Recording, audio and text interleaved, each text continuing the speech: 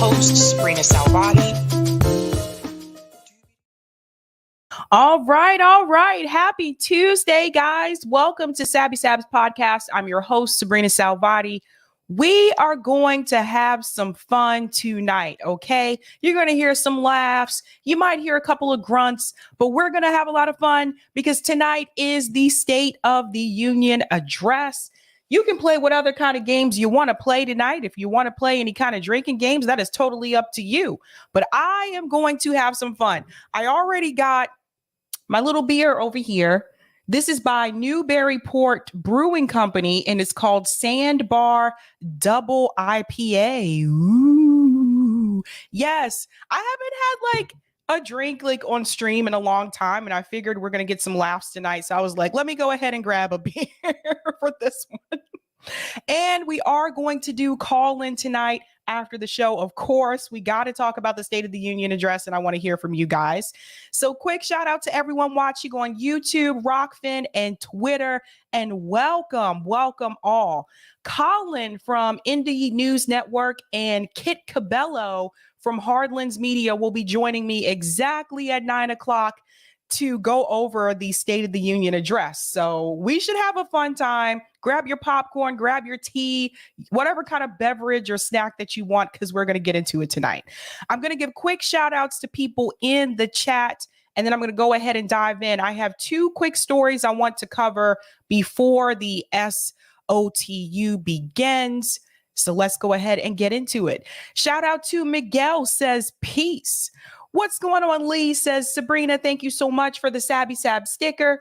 A wonderful expected surprise face red heart shape. Oh, yes, because it's on StreamYard. It doesn't show me the actual emoji. You're welcome. I'm glad you got it. Shout out to Hannah G, says, how many lies will Biden tell tonight? That could be a drinking game that people could play. Shout out to Kathy. No drinking game for me tonight. Don't want to die from alcohol poisoning. Totally get it. Totally get them. We're right here, Kathy. We're right here. Greetings, Robin says, great job on Rising today. Let's do this. Thank you so much. Yeah, I was on Rising this morning. Check out that segment. The segment is AOC and Marjorie Taylor Greene battles. So we did talk about that, and we also discussed Ilhan Omar's removal as well. Shout out to Silver Surfer, says great job on Rising as usual, Sabby. Get this woman her happy Taco Tuesday. Yeah. Silver Surfer was one of my favorite villains, by the way. For people who don't know that, that's one of my favorite ones. I always thought he looked so cool. You know, he's on a surfboard and he's silver. Shout out to Stump, said Hannah, I'm still waiting for him to tell the truth once. Greetings, Mastermind, who's a Sabby member, says revolutionaries assemble. Reminds me of Avengers. Avengers assemble. What's going on? Lorez says, sup, Sabrina, Eric, and Sabby fam. Good job on Rising. Ready to hear lies and false promises on the State of Union. Everyone help Sabby hit the like and watch the ads. Yes, go ahead and hit that like button, you guys. That helps me out with the algo. Shout out to the Quantum Alchemist, said, hey, all, how many elites did you smoke tonight already? Wink, wink. Greetings, Terry says, hey, Sabby in chat. Shout out to Steve, says, hello, everybody. What's up, gamer, says, hello. Greetings. Whoops, I clicked on the wrong one. Greetings, Crazy Boy, says, hey, y'all. Shout out to Casey, sends solidarity and fire. Greetings, Dana, says, I don't think I have the strength for the SOTU. I feel you, Dana, but somebody, we got to talk about it. We got to talk about it. Shout out to Soul, says, it's 99 Love Balloons. We're going to get into that balloon story tonight. Have you guys ever heard that song? 99 Love Balloons. I don't know the other lyrics. That's the only part of the song that I can understand. Greetings, Angela, who's a Sabby member, says, greetings, Sabby and people of the chat. That balloon graphic, though. They kill me with the balloon. Shout out to Sean, says, yeah. Greetings, Ben, who's a Sabby member, says, oh boy, it's time for Biden's State of Confusion address. Ugh. It will be an interesting night. I'm curious to hear if he's going to talk about policing at all. Greetings, G. Gibson. Increase your presence on Mastodon. An entire community awaits you. Yes, I forget to post on there. So thank you so much for reminding me. I'm on there. I forget to do it. Shout out to Zombie says Sabby Sab Secular Talk is live. That's nice. I haven't watched Secular Talk in years, so I don't know what to tell you on that one. What's up, Joe? OWS says good evening, everyone. Shout out to Aberdeen71 sends a super sticker. What's up? Greetings, Jonathan said Sabby, we is here. Let's see what this mofo has to say. I feel you guys. I totally feel you. Okay. Wow, lots of comments. Shout out to Notori sends fire. Greetings, the Oracle at Delphi says, hey there, everybody. Everybody, rock your body. Sorry, that's my jam. All right, let's go ahead and give a quick shout out to Sabby patrons.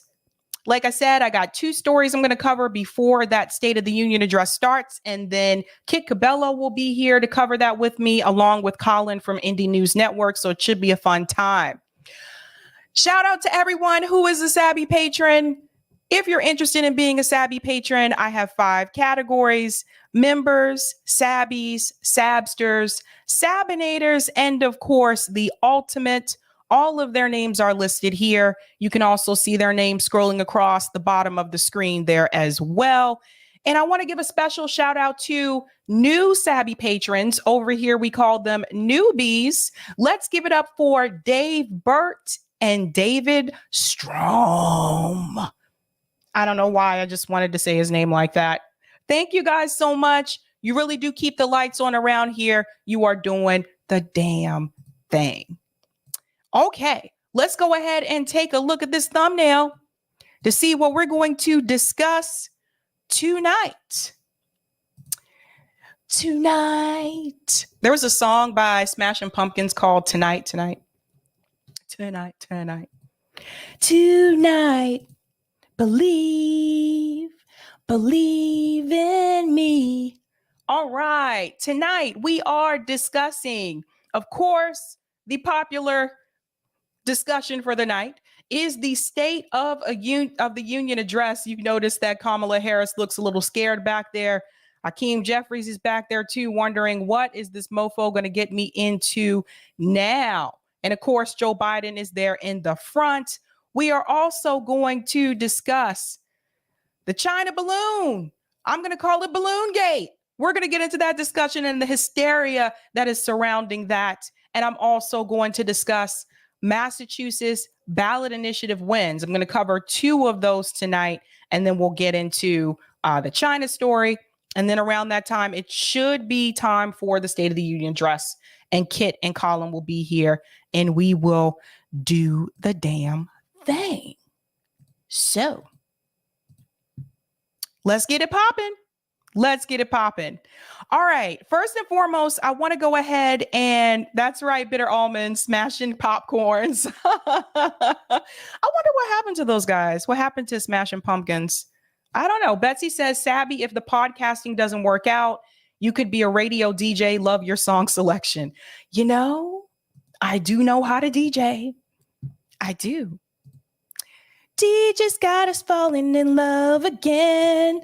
Okay, let's go ahead and get into Massachusetts ballot initiatives. There are 2 I want to cover tonight that I feel are really important, and hopefully other states will follow suit. So, Massachusetts. So we passed some pretty interesting measures here in November. This is a big one. This is equivalent to Bernie Sanders' wealth tax, Elizabeth Warren wealth tax, millionaire tax, whatever you want to call it, but you guys get the point. Massachusetts tax on income above 1 million for education and transportation amendment. A yes vote supports amending the state constitution to create an additional income tax of 4% for income over 1 million. In addition to the existing 5% flat rate income tax, and dedicate revenue to education and transportation services. Now, this is huge. Do I think it should be more than 4%? Absolutely. But hey, it's a start.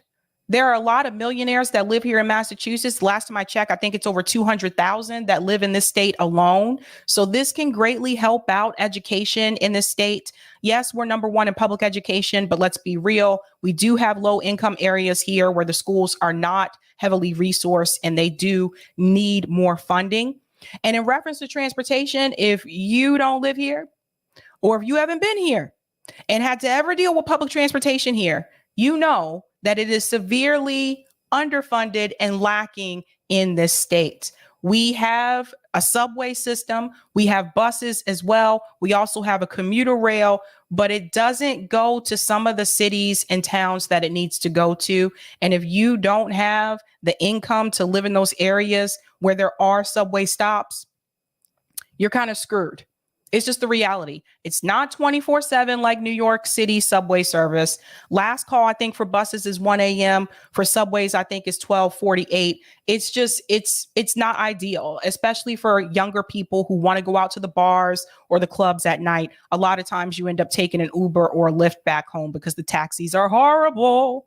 Let's get into it. So, how did question one change Massachusetts income tax rate? The tax is levied in addition to the state's 5% flat income tax for a total tax rate of 9% on income above 1 million. The amendment also authorized the 1 million threshold to be adjusted according to any changes in the cost of living in Massachusetts using the same method used to establish federal income brackets. Now, this is not the first time that this measure has been put forth. It was also a ballot measure 2018. Unfortunately, it did not go through. I'm not going to read all of that, but that's all you need to know. We tried this before and it did not pass. So this passed by 52.26%. This was very close. If you were following me during the time when I was talking about the ballot initiatives, I believe this was the night of the midterm results. We were waiting for that. I was covering some of these initiatives. This was the one that I was closely watching because it was so close at that point in time, but it squeaked by. Squeakity squeak. So that passed. So that's a plus. Make the rich pay. You know how we do what we do. Who supported that? The Fair Share Massachusetts published a list of endorsements. Officials that supported it was Ed Markey, Elizabeth Warren, of course, this is kind of her thing, Karen Spilka, Adrian Madero, Ronald Mariano, James O'Day, and at the time, she was our Attorney General Maura Healey. She is now our governor. Candidates that supported it, Benjamin Downing, who is actually was one of the gubernatorial candidates as well. Government entities, Springfield City Council. Springfield is another city that is desperately in need of funding. Unions, American Federation of Teachers, of course, because this supports education. Massachusetts Teachers Association and the SEIU, Massachusetts State Council. Organizations, Greater Newburyport Anti-Racism Affinity Group, Merrimack Valley Project, Raise Up Massachusetts, and Unitarian Universalist Mass Action. So here are one of the arguments that I want to mention is from Marie Francis Rivera. She said, the pandemic shown us in real time what the effects of chronic disinvestment in communities of color and low income communities around the state actually look like. This is true. This is something I brought up before, that the pandemic basically pulled the cover off of these inequities that were here all along. So I'm glad that bad boy passed. Now, there were endorsements. What happened to the door? Oh, people who endorsed it. Oh, these are the people who, yeah, the following is an argument in support of question one found in the official voter information. Yeah. Okay, the people who supported against it. Yeah, of course. Like these were the Republican candidate, like Mark Lombardo, Jeff Deal, this guy has run for office twice here, 2 election cycles in a row. He ran against Elizabeth Warren for Senate. He obviously did not win, and he ran again in Massachusetts for governor this time. He is a Trump Republican, and that does not do well in Massachusetts. So there's that. And State Representative James Lyons Jr., also who was against it, Associated Industries of Massachusetts, Boston Chamber of Commerce, Citizens for Limited Taxation, of course, Massachusetts Seafood Collaborative, Pioneer Institute, Retailers Association of Massachusetts. Okay, let's get to the next one. There's a lot of arguments made here, but I do have a limited amount of time tonight. Now, with this ballot initiative, yes, there was money, campaign finance money that was thrown in to support it and was thrown in to oppose it. As you can see, there was a lot of money spent. Again, I look at this and I say, this is money that could be invested back into the communities, but no, they spend money on trying to challenge initiatives. It's really interesting to me. Let's go on to the next one. We're going to do one more for Massachusetts, and then I'm going to pick up Massachusetts on Thursday, because there's 4 of them. I'm going to do one more. This is another big one that passed. Massachusetts medical loss ratios for dental insurance plans initiative. So this was another one that I thought was pretty dear to my heart, because let's be real. Some people, they have health insurance with their employer, but their employer may not have or offer dental insurance. This does happen.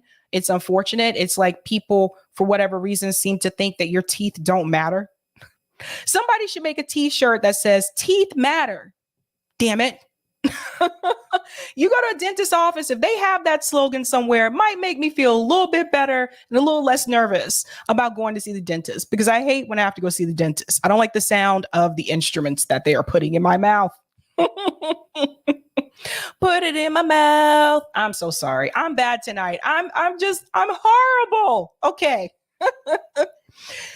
Number 2, Massachusetts medical loss ratios for dental insurance plans initiative. This did pass by 71.60%. A yes vote supported this ballot initiative too. Require dental insurance carriers to meet a medical loss ratio of 83% and require the insurer to refund the excess premium to its covered individuals and covered groups. 2, require dental insurance carriers to submit an annual comprehensive financial statement to the Division of Insurance. And 3, authorize the commissioner of the Division of Insurance to approve or disapprove of any insurance rates. Without even reading this part, there's something else I can tell you as well. You know how like you may have like a dental insurance plan, but you have a deductible. There's a certain amount that the insurance company will pay, but you have to reach it by the end of the year. Or you have benefits that you have to use by the end of the calendar year. If you don't use it, you lose it. One of the things that this ballot measure also did is that if that were you and you didn't get a chance to use all of your benefits for that calendar year, you can still do so the next calendar year. So I think that's important, because sometimes you just don't, if you're just going to get cleanings and the cleanings are free, you're not using that. You know, you're just not using it. It just is what it is. All right, let's go back in here. The measure was designed to require carriers to file group insurance plan base rates, any changes to the group rating factors that will take effect in the next calendar year in July of the preceding year. The commissioner became authorized to approve or disapprove of any product rates. Now, what is a medical loss ratio? An MLR is the portion of premium revenue that a healthcare insurance company spends on claims, medical care, and healthcare quality for its customers in relation of administrative costs. Under Obamacare, health insurance companies were required to limit the portion of revenue that goes towards overhead and profit. Individual and small group insurers were required to maintain a minimum medical loss ratio of 80%, while large group insurers were required to maintain a minimum MLR of 85%. Since 2015, Massachusetts law set the medical loss ratio for small or individual health insurance plans at 88%, and for large group plans, the medical loss ratio aligns with the federal at 85%. In 2019, the National Association of Dental Plans conducted a survey that found the average medical loss ratio for dental insurance plans in Massachusetts was 75.9%. So, who supported it? This was supported by the Alliance of Independent Dentists in Massachusetts. That makes sense. They're independent. Association of Independent Dentists, Massachusetts Association of Orthodontists, Massachusetts Society of Oral and Maxillofacial Surgeons, Medicaid Orthodontist of Massachusetts Association, organizations, American Dental Association, and Massachusetts Dental Society. Now, here's one of the arguments that I do want to highlight, and this is from Diane Murad, who is a lobbyist working with the Ballot Question Committee. A yes vote would help fix a broken system in which insurance companies benefit from denying claims and limiting coverage. Can you guess who paid money to oppose this ballot measure? Insurance companies. That's right. Insurance mafia extortionists. Yes, they spent a lot of money to oppose it, to convince people to vote no. You know why? Because these insurance companies don't want to pay. Isn't that a mess? Isn't it a hot mess?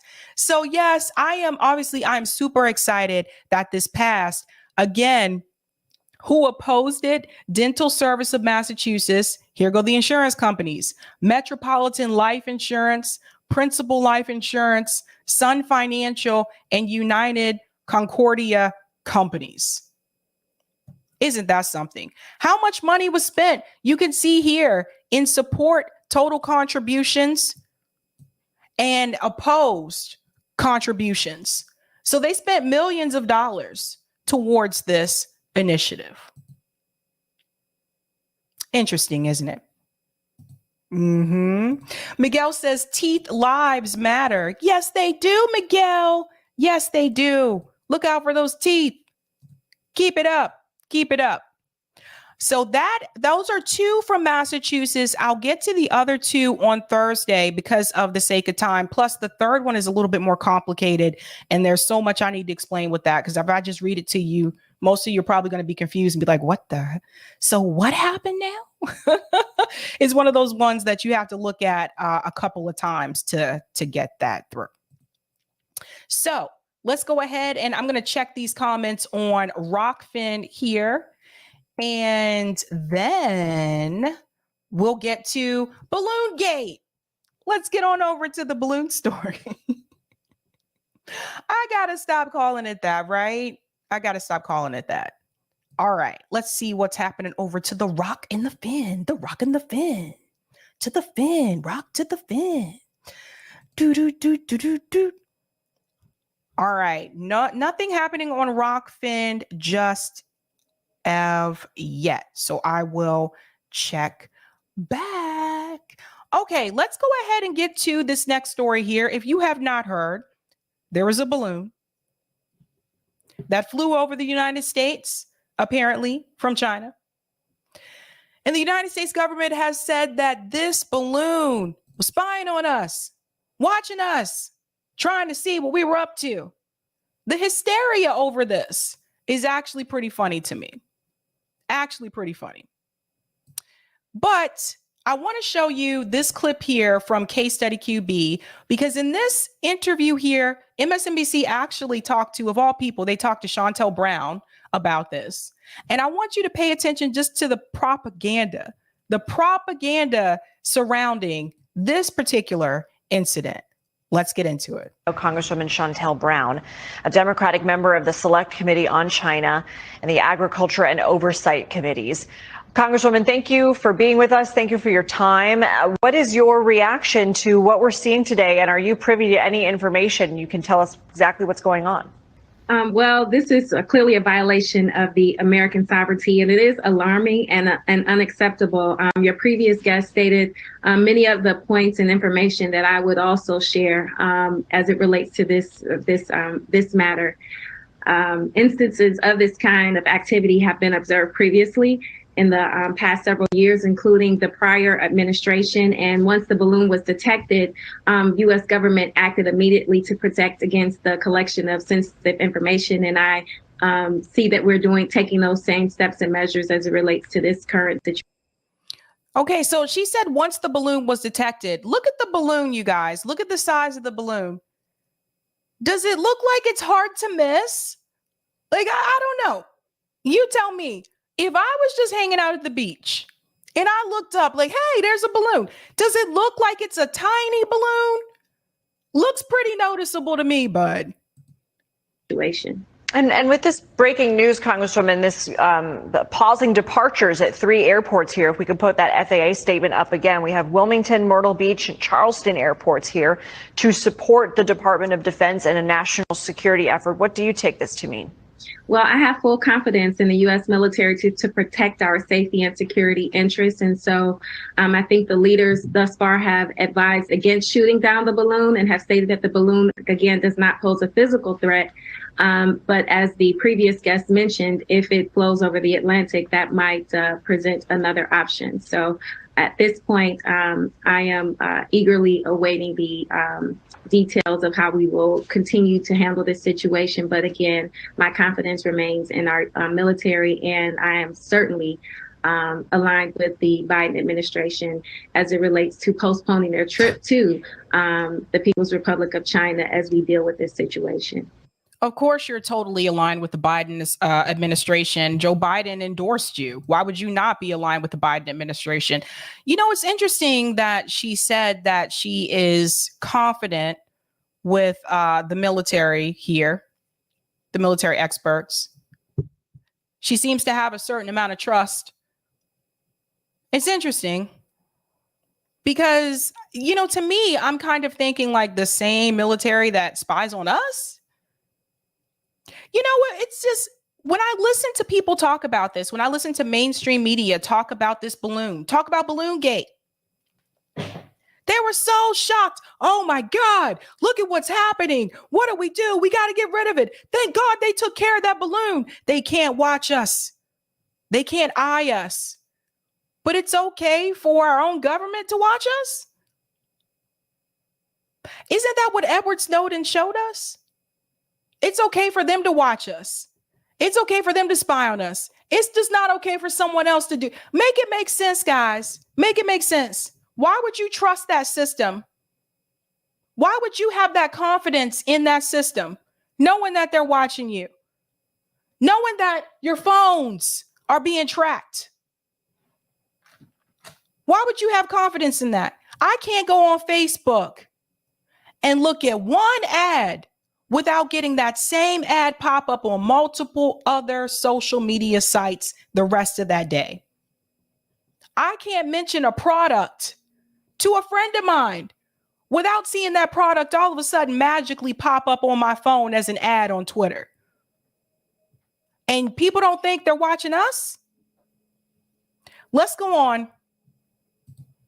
And to that point, the president says we're going to take care of it. I mean, many of your Republican colleagues believe and have voiced those beliefs that this should have already been taken care of. I spoke with Congressman Krishnamurthy in the last hour, and he expressed concerns that making sure, first of all, that people on the ground wouldn't be hurt, property or people wouldn't be damaged, and also salvaging the ability to recover something from this surveillance balloon. Do you share those beliefs and those desires? Absolutely. Safety is always our highest priority, and making sure the civilians where this balloon is flying over are not harmed by it. So definitely making sure that we're taking every precaution to protect our citizens while also taking every measure to try to contain this matter in a way that will not harm people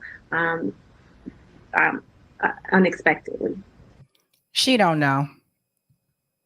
Chantel don't know. I don't know why, out of all the people, why they interviewed her. I really don't. But I will say this. It's really interesting when she says, like, we need to protect our people. From who, though? We can't even agree to protect the people, the American people, from the police state. And the Biden administration is funding the police state. Just like the Republican predecessors before him, there's no difference. They're giving the police more money. We can't protect the American people from the police state. We can't protect the American people from the surveillance state, especially when it's done by our own country to our own people. Make it make sense, Chantel. Make it make sense.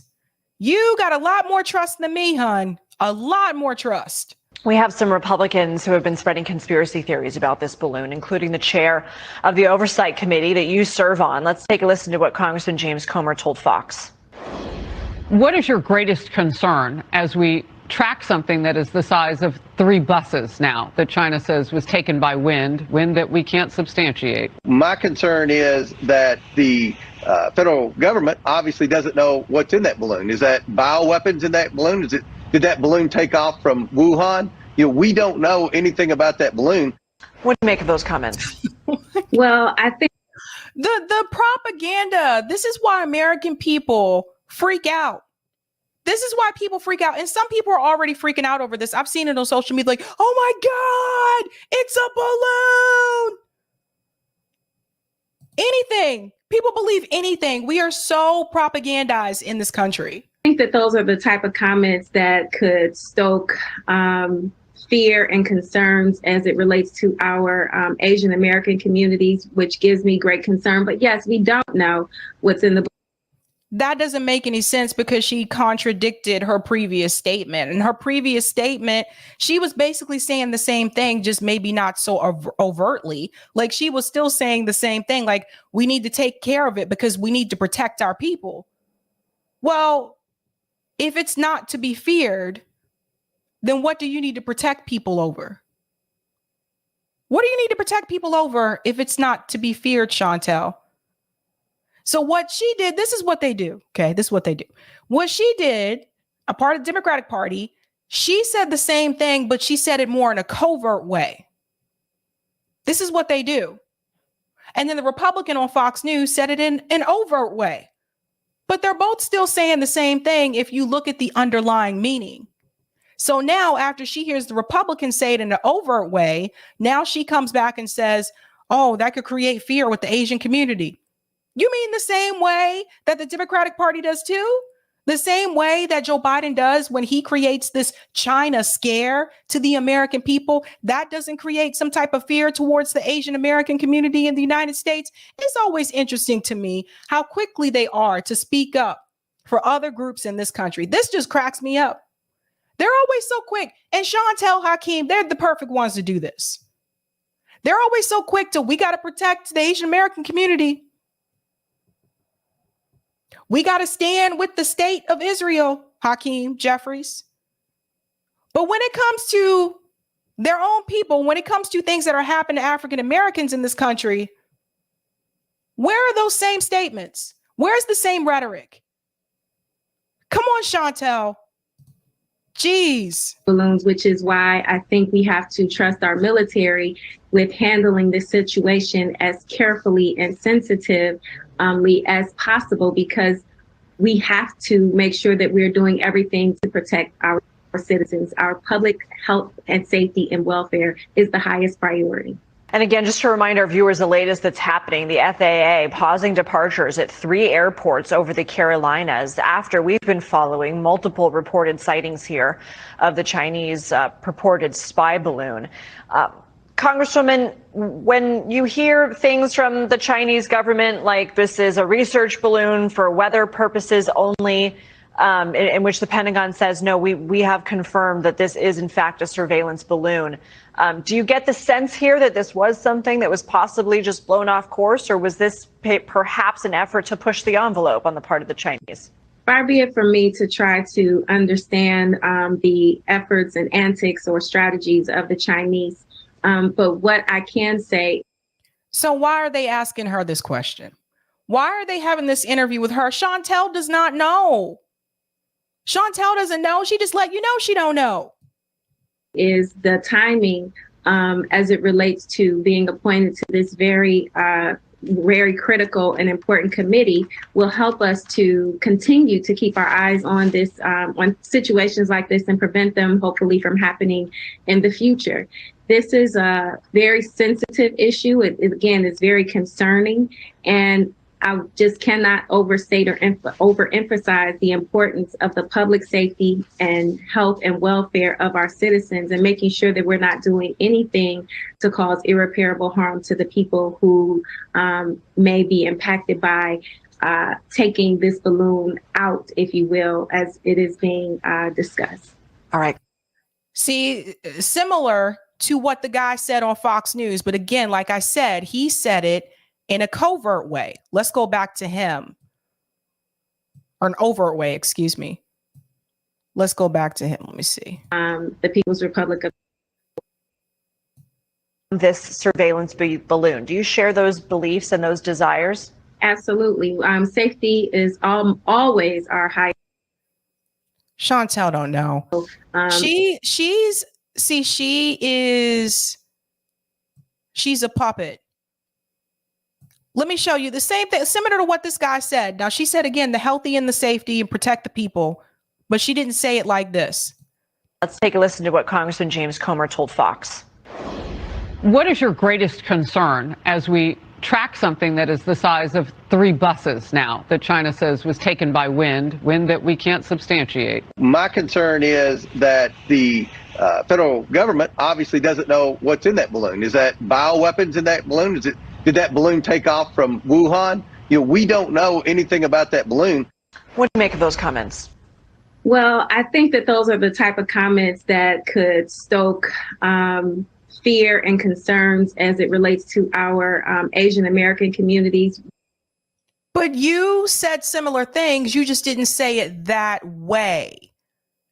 Here, right here. What I can say is the timing as it relates to being appointed to this very critical and important committee will help us to continue to keep our eyes on this, on situations like this, and prevent them hopefully from happening in the future.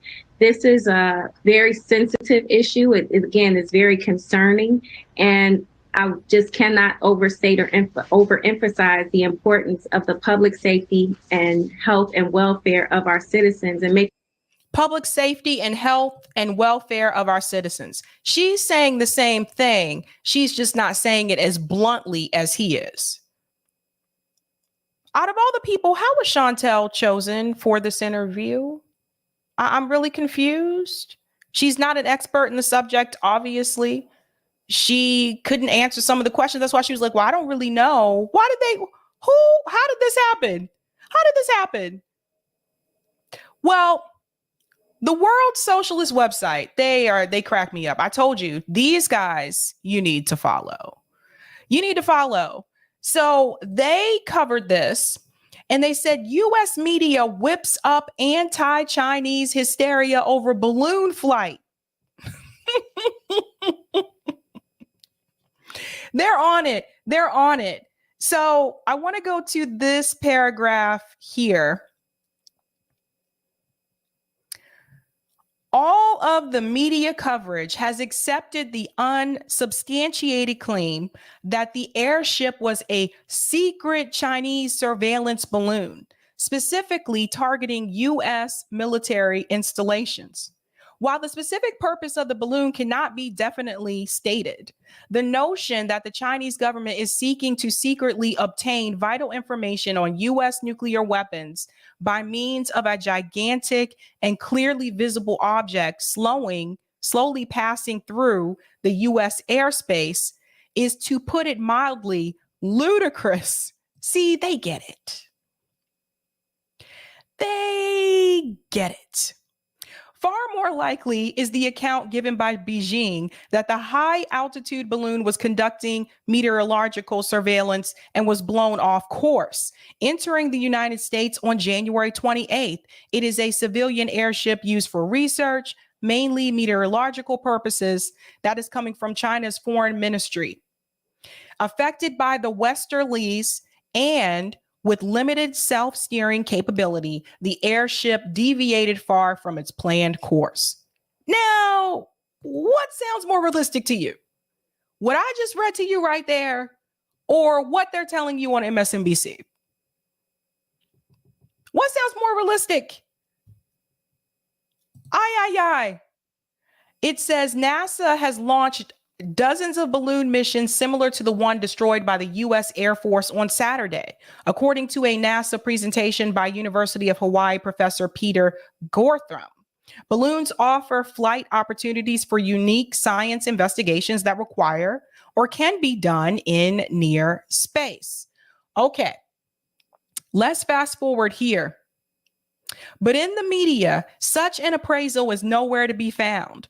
That the white orb is a spy balloon is taken as fact, and no section of the U.S. media has even suggested the possibility of the most routine and reasonable explanation that this was a peaceful research mission, just like NASA has conducted dozens of times.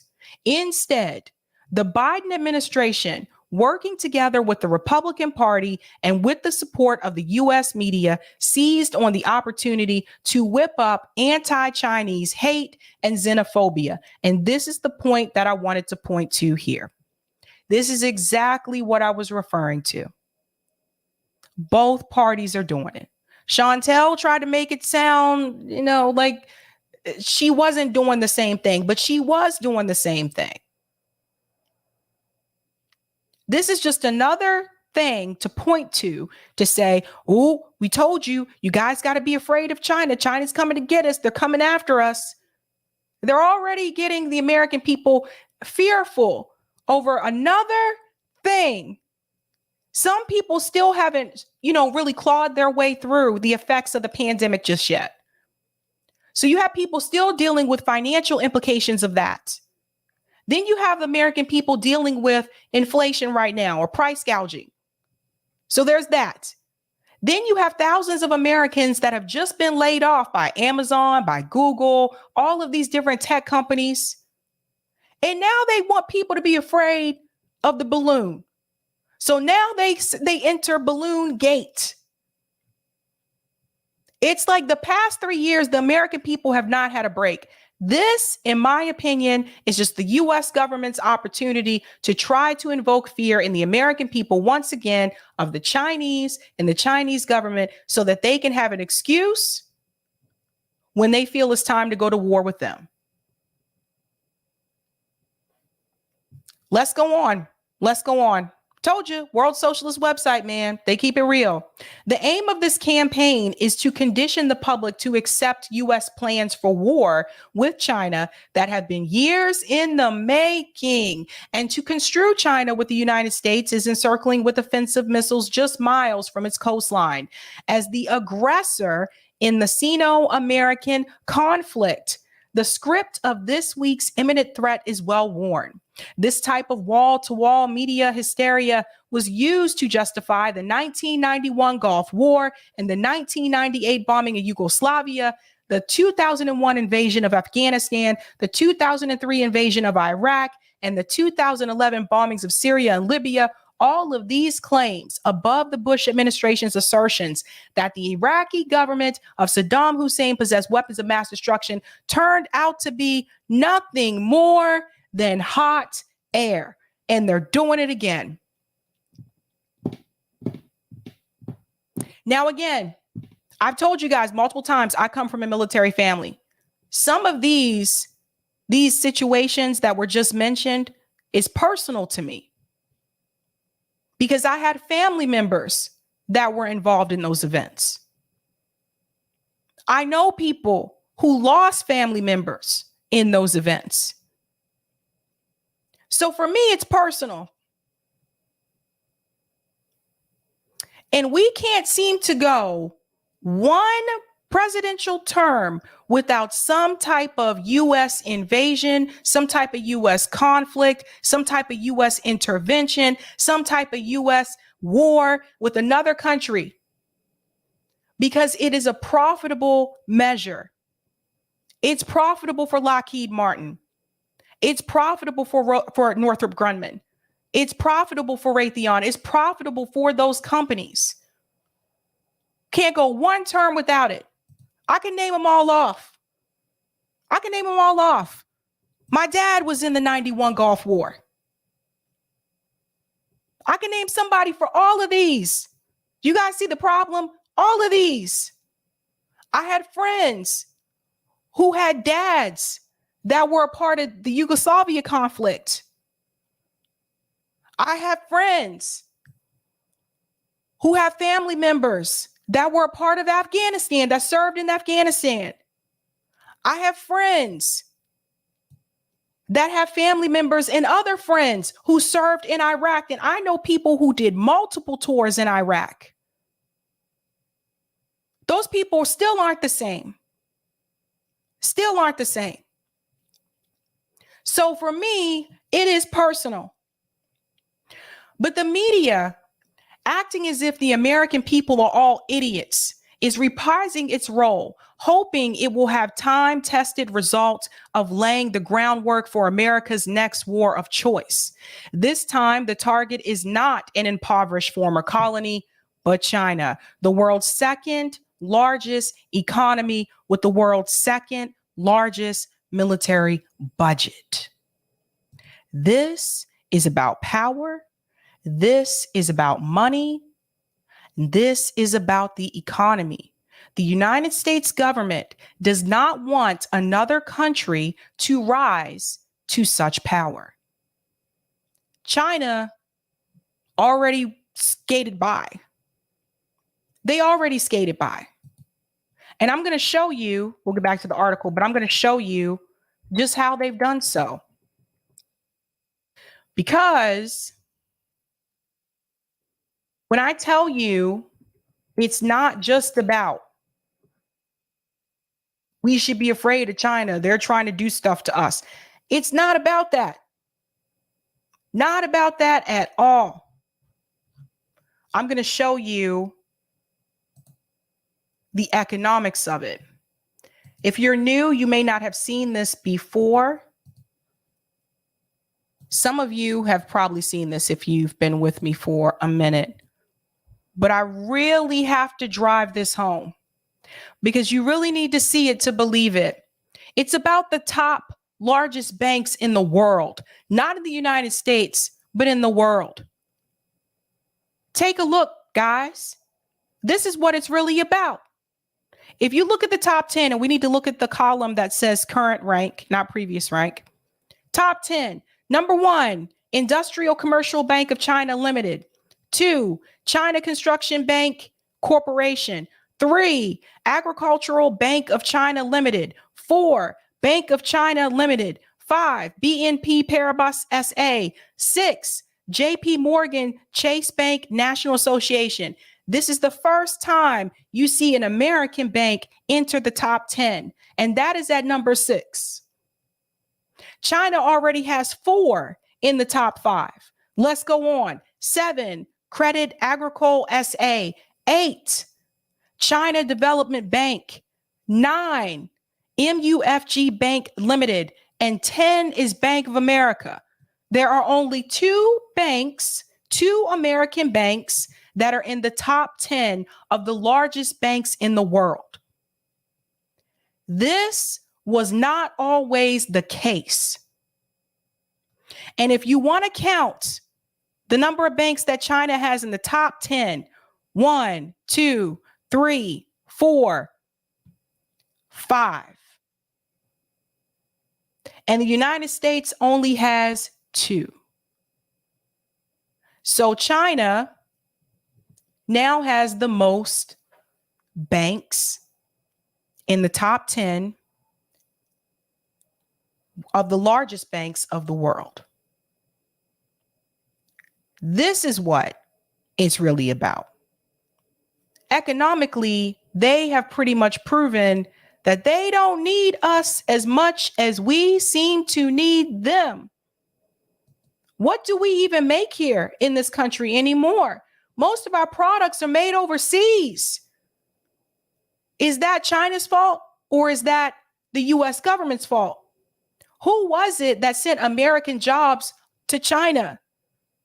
Who was it that sent American jobs to Mexico? Some of the auto parts, people keep saying, oh, China's making the auto parts and Japan makes the auto parts. So does Mexico. And people don't know about that. Who was it that did these things? We had manufacturing, strong manufacturing here in the United States, but someone came along and decided that they would make a lot more money if they made the parts, found a way to make the parts in a cheaper way. And the only way for them to do that was to get those parts made abroad. So they laid off the workers. The CEOs made more money. The jobs went away. And this is why you have the fallout that you have in cities like Detroit.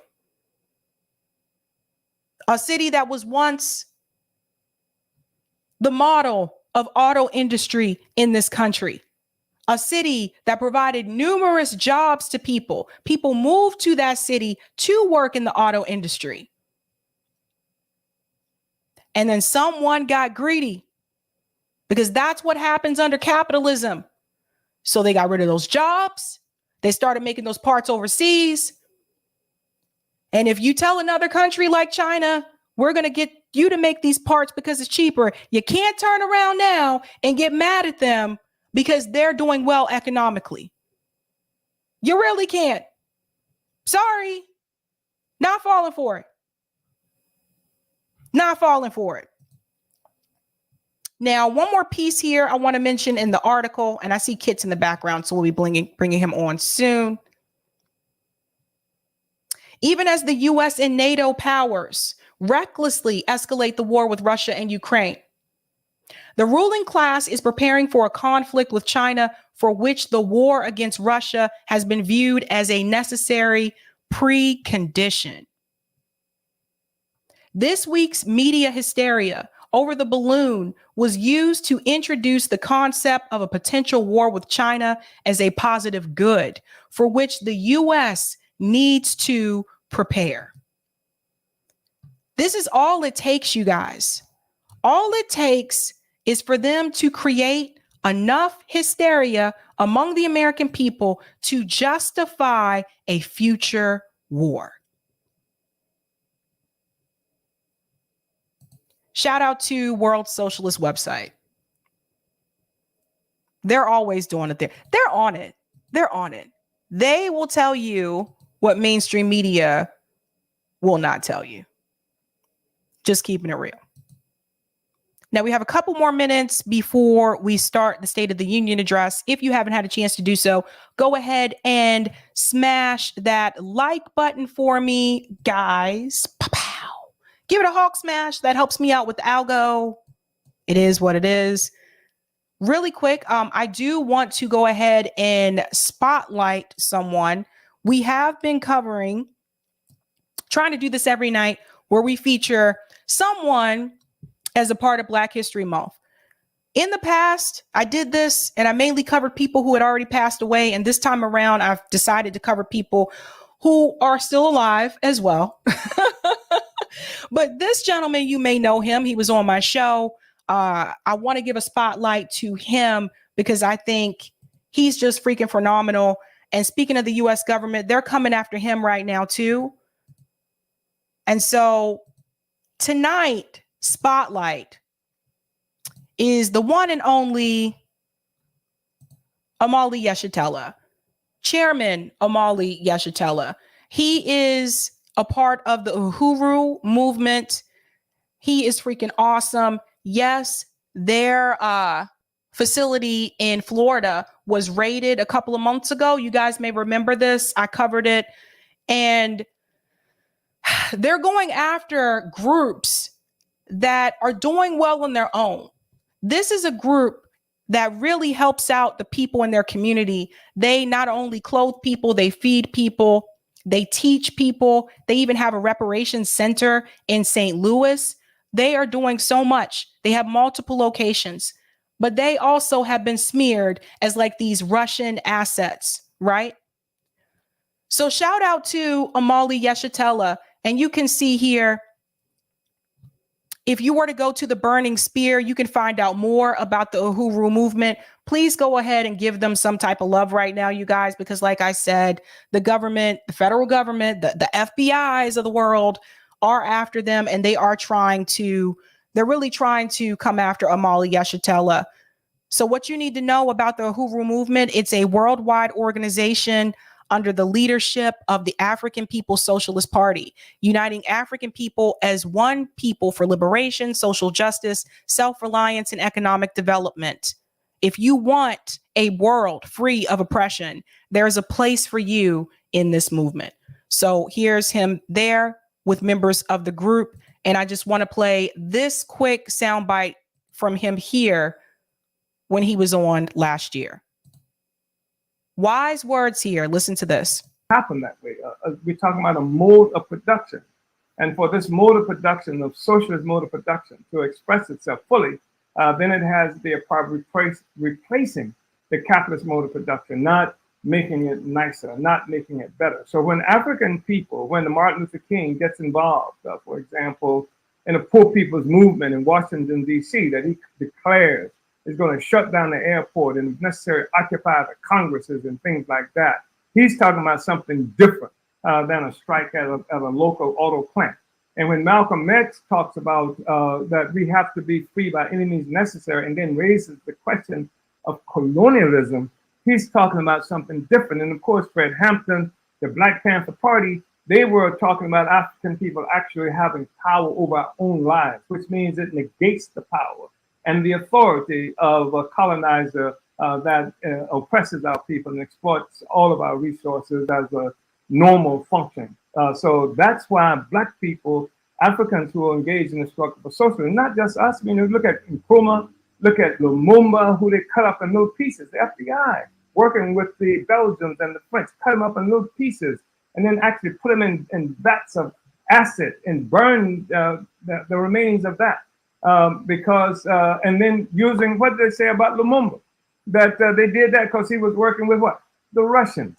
So this is a common playbook, but Africans represent such a fundamental sector of this whole political and economic configuration that constitutes this capitalist world. That's the thing that makes us an extraordinarily important force that they have to contain and deal with. Well said. He's talking about people seizing the means of the production. He's talking about people helping their own community and helping out each other. So tonight's spotlight is Omali Yeshitela. And I see that Kit and Colin are here. All right, guys, you ready? Give me thumbs up if you're ready to come on. All right, let's bring in Colin. And let's bring in Kit. What's up? Cheers and salutations. Whoa. Look, it's apple juice, but smoke them if you got them, because we're gonna be we're gonna be in a long haul for this one. And Sabrina, I know this is your show, but in regards to seeing Biden speak, you know, let's be clear. Colin, your crew at INN, Sabrina, your crew at RBN, Hardlands Media, we've all brought this up. Biden has clearly been showing signs of dementia and Alzheimer's. I have seen 3 people in my family go through that in one form or another. And this will be difficult to watch. And I'm just wondering, how much have they drugged up Joe Biden in regards for the State of the Union that we're going to watch?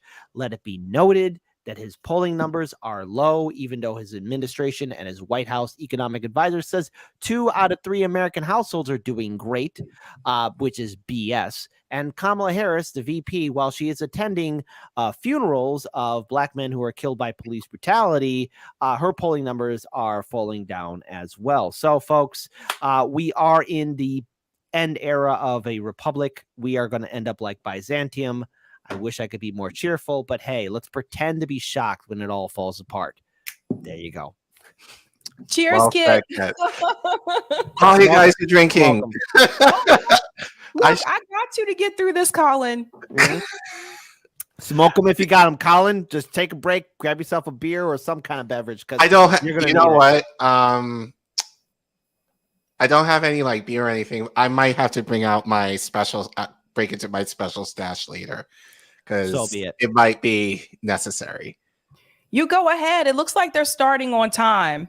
Okay, I'll be back. Or is it starting Oh soon? God, here we go. What's it? Colin's going now. So Sabrina, before we get started with the State of the Union, I saw just a few minutes of your regular show before we got started with this in regards to what's happening in Detroit. You know, what was interesting about the fall of Detroit and in regards to the economic manufacturing power that the United States once had, you see, in the aftermath of the Second World War, we all saw a growing, booming era in regards for Americans to own houses, to actually build a strong middle class.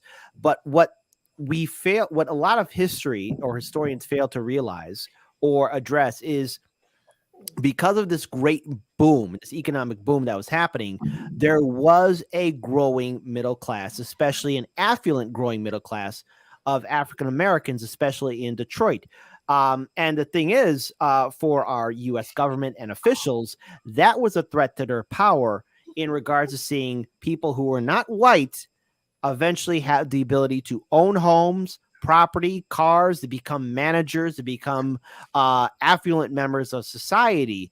And there's a documentary I saw. I don't know if it's still up on YouTube or not, and now I have to look for it.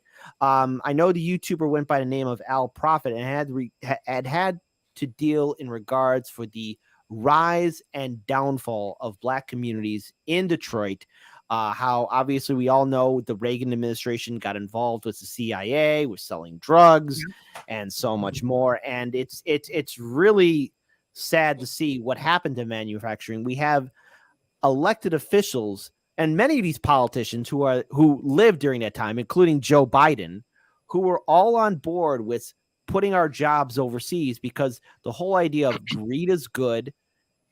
Earn as much money as you can. All of this was short-term profit. What we're dealing with now is the aftermath of senior citizens, older people who had short-term goals, but didn't think of the long-term consequences or repercussions that we now, Gen Z, and the next generation after Gen Z are going to have to go through. And I said this on Hard Lens Media, we will not fall like Rome. We will fall like Byzantium. Rome, at least when the city fell, that was it.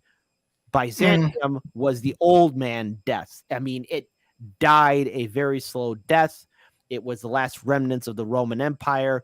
And what I fear is that the United States will become a shell of what it is, and DC will only be the capital in name only. We will be a sick country that will be holding on to past glories, a shell of our former selves, nothing. In the world that these top 1%ers built, they built so much for themselves, but yet no room for anyone, including themselves. Well said, Kit. I think it's starting. Let's see.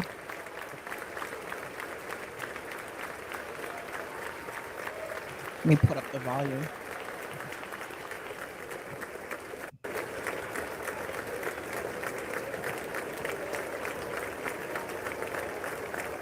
Who's this woman on the side? Who is this? On the right, Yeah, who is this?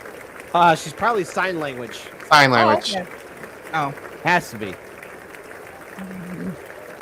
Oh boy, here we go. Apologies for the rant. I just had to get that off my chest. No, you're probably going to be the most lucid person speaking, so you're good, kid. We'll have to talk about that sometime, Kit. Yeah, sure. I mean, I'll be more than happy to talk about almost anything. Oh my God. The sick old man. This is a guy in his 80s. I've had to take care of 4 of my family members that are in that age or went past that age.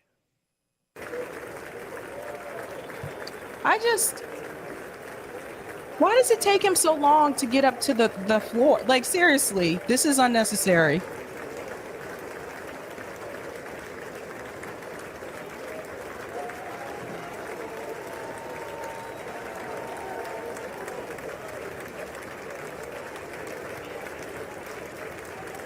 I hear you. Casey said applause of what? I get it. I hear you. I hear you. I hear you.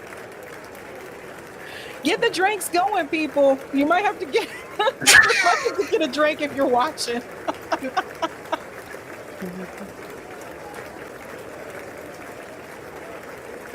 I mean, everyone's applauding this guy. This guy said he did not want to have his white kids with black children. Yep. He was against busing and desegregation. This is a guy who voted for the war in Iraq. This is the guy who never once apologized for the crime bill. Even Bill Clinton, that son of a gun, apologized for it. And that's not saying much. I don't want to give him too much credit. This is a guy who made student debt what it is. This is the guy who voted for the war in Iraq. And yet his administration will go down as history as the only presidential administration that bowed to a non-elected official, the Senate parliamentarian, who, mind you, the president and vice president can supersede. So, what's there to applaud?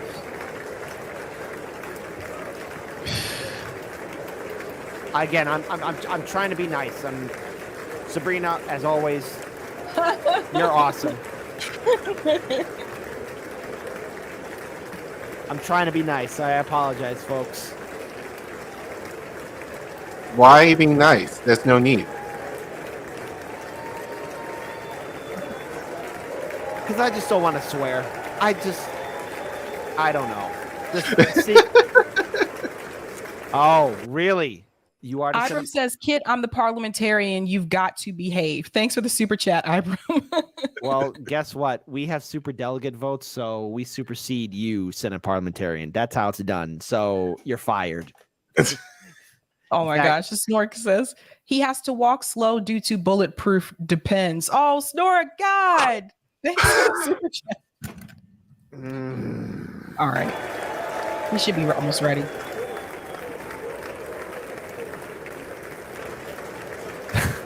I'm using whitehouse.gov one on YouTube because I know this one isn't copyright. I was going to use CNN, but I was like, no, they might. I don't know. But.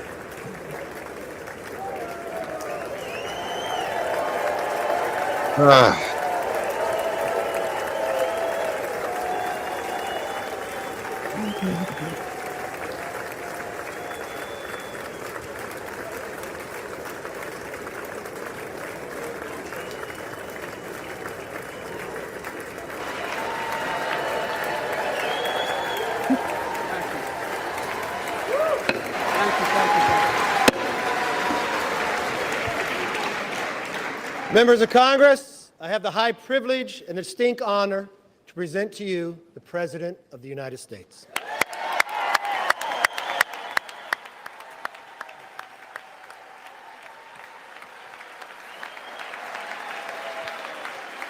Mr. Speaker. Thank you. You can smile. It's okay. Thank you, thank you, thank you. Thank you. Please.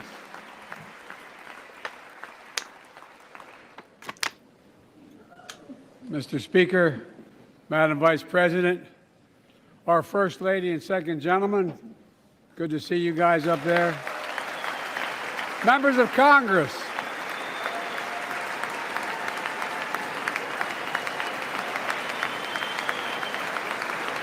Oh, God.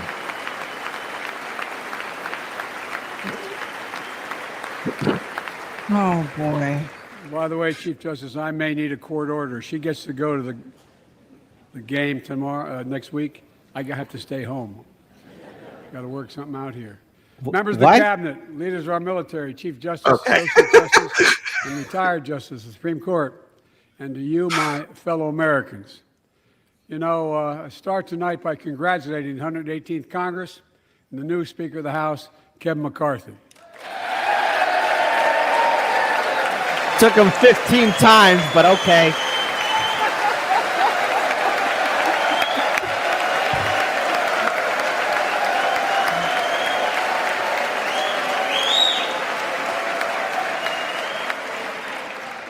Speaker, I don't want to ruin your reputation, but I look forward to working with you. And I want to congratulate the new leader of the House Democrats, the first African-American minority leader in history, Hakeem Jeffries. Hakeem Jeffries. Congratulate him for what? They haven't done anything yet, you guys. They haven't. It's all participation. Jimmy Dore was correct on this. The Democrats would be cheering for their first transgender slave owner if it took place during that time. It's all participation. Yes. Jump for it. Mitch McConnell. Where are you, Mitch?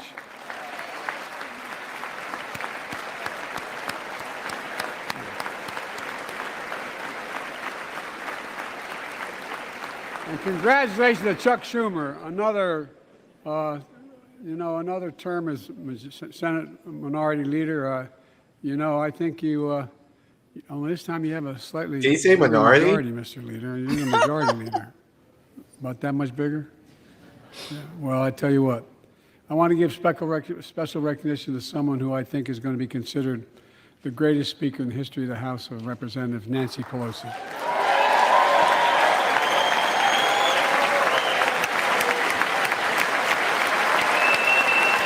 Yeah, we need your Nancy impression now.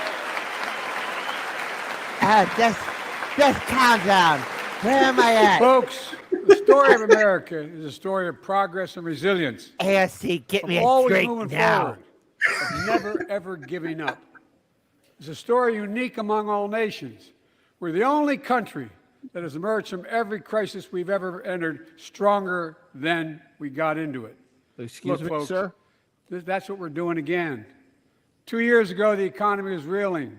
I stand here tonight after we've created, with the help of many people in this room, 12 million new jobs. More jobs created in 2 years than any president's created in 4 years because of you all, because of the American people. These people who take vacations?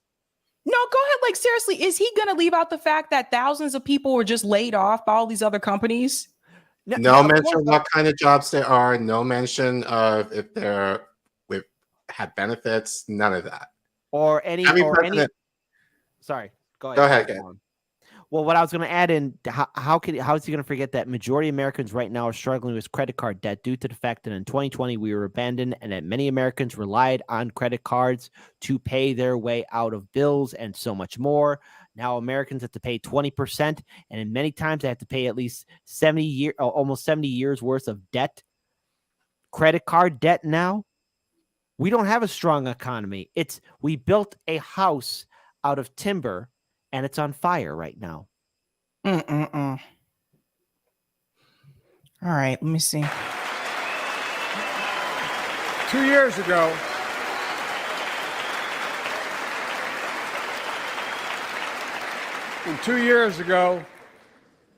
COVID had shut down, our businesses were closed, our schools were robbed of so much, and today, COVID no longer controls our lives. And 2 years ago, democracy faced its greatest threats in the Civil War, and today, though bruised, our democracy remains unbowed and unbroken. Because it's an oligarchy, buddy.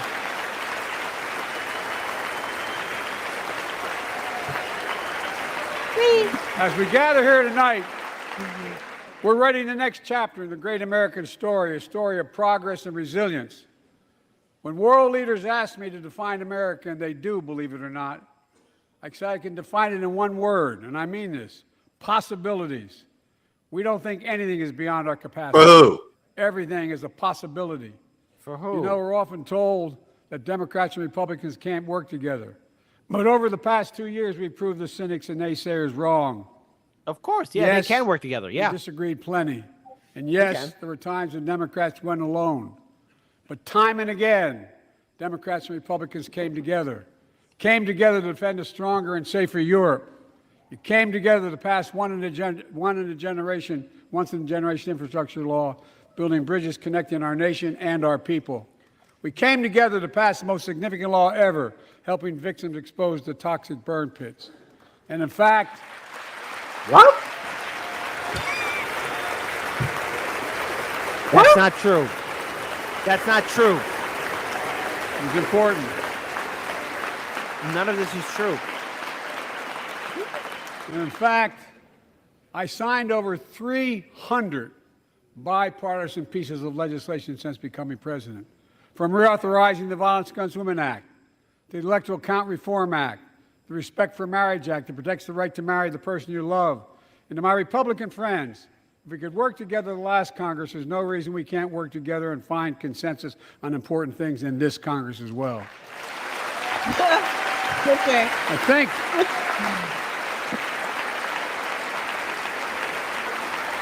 folks, you all are as formed as I am, but I think the people sent us a clear message. Fighting for the sake of fighting, power for the sake of power, conflict for the sake of conflict gets us nowhere. That's always been my vision of our country, and I know it's many of yours. That's to restore US the soul policy of this nation, to 101. rebuild the backbone of America, America's middle class, and to unite the country. We've been sent here to finish the job, in my view. For decades, the middle class has been hollowed out in more than, and not no one administration, but for a long time. Too many good-paying manufacturing jobs move overseas. Factories closed down. Once thriving cities and towns that many of you represent became shadows of what they used to be. Along the way, something else we lost: pride, our sense of self-worth. I ran for president to fundamentally change things, to make sure our economy works for everyone, so we can all feel that pride in what we do. To build an economy from the bottom up and the middle out, not from the top down. Because when the middle class does well, the poor have a ladder up, and the wealthy still do very well. We all do well. But the middle class is not doing well. This is an old man. I've seen this before. Okay, I've been through a lot of Thanksgivings and Christmas dinners with a lot of my older family members who like to ramble on the good old days, but are unaware of what's happening outside every hour and every minute. The middle class are struggling. I have seen the cities and towns in Illinois and in Indiana that were once thriving centers of industry that are now nothing but hollowed out shells of what they once used to be.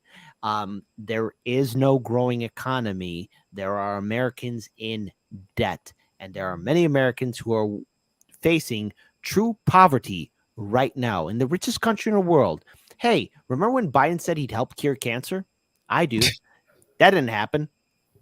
All this stuff saying that when he ran for president, this neoliberal nightmare that we are in, that's one of the architects, that senile old goat. Colin, what's your take on this? You think the middle class is doing well right now?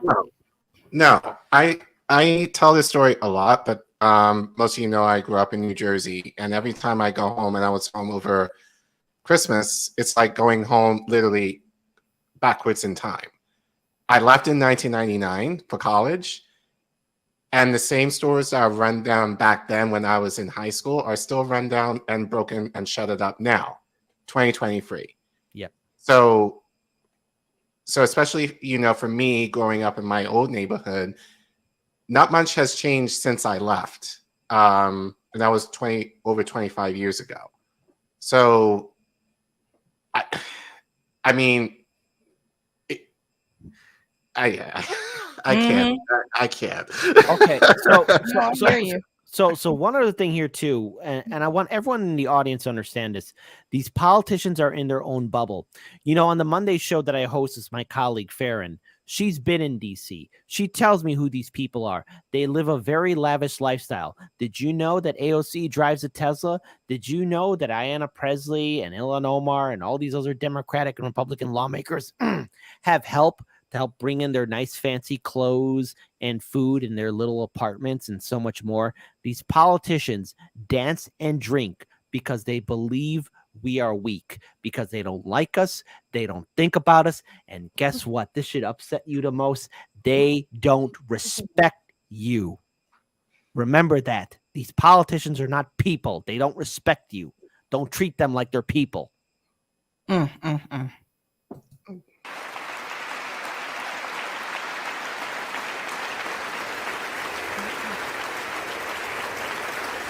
That's not worth a standing ovation. I know a lot of you always kid me for always quoting my dad, but my dad used to say, Joey, a job's about a lot more than a paycheck. He really would say this. It's about a lot more than a paycheck. It's about your dignity. It's about respect. It's about being able to look your kid in the eye and say, honey, it's going to be okay, and mean it. Well, folks, so let's look at the results. We're not finished yet by any stretch of the imagination, but unemployment rate is at 3.4%, a 50-year low. Go off, Sabby. They just laid off thousands of people, and he still leaves out the fact that he kicked people off of unemployment. Like, he kicked thousands of people off unemployment, and they just laid off thousands of people. Is he not calculating all the people that just got laid off by Amazon, that got laid off by Facebook, by Google? Is he ignoring all these layoffs that just happened? Okay. I just wanted to sort this out here. This weird puritanical logic that we have in this country is, again, implemented by these politicians. Hard work. Look, I'm not against hard work. Colin, Sabrina, you two have done phenomenal work with your teams, with your channels, because that's hard work doing it. But the mindset of this puritanical work, where it's work, and you get close to God. Work, and you'll hit your dream.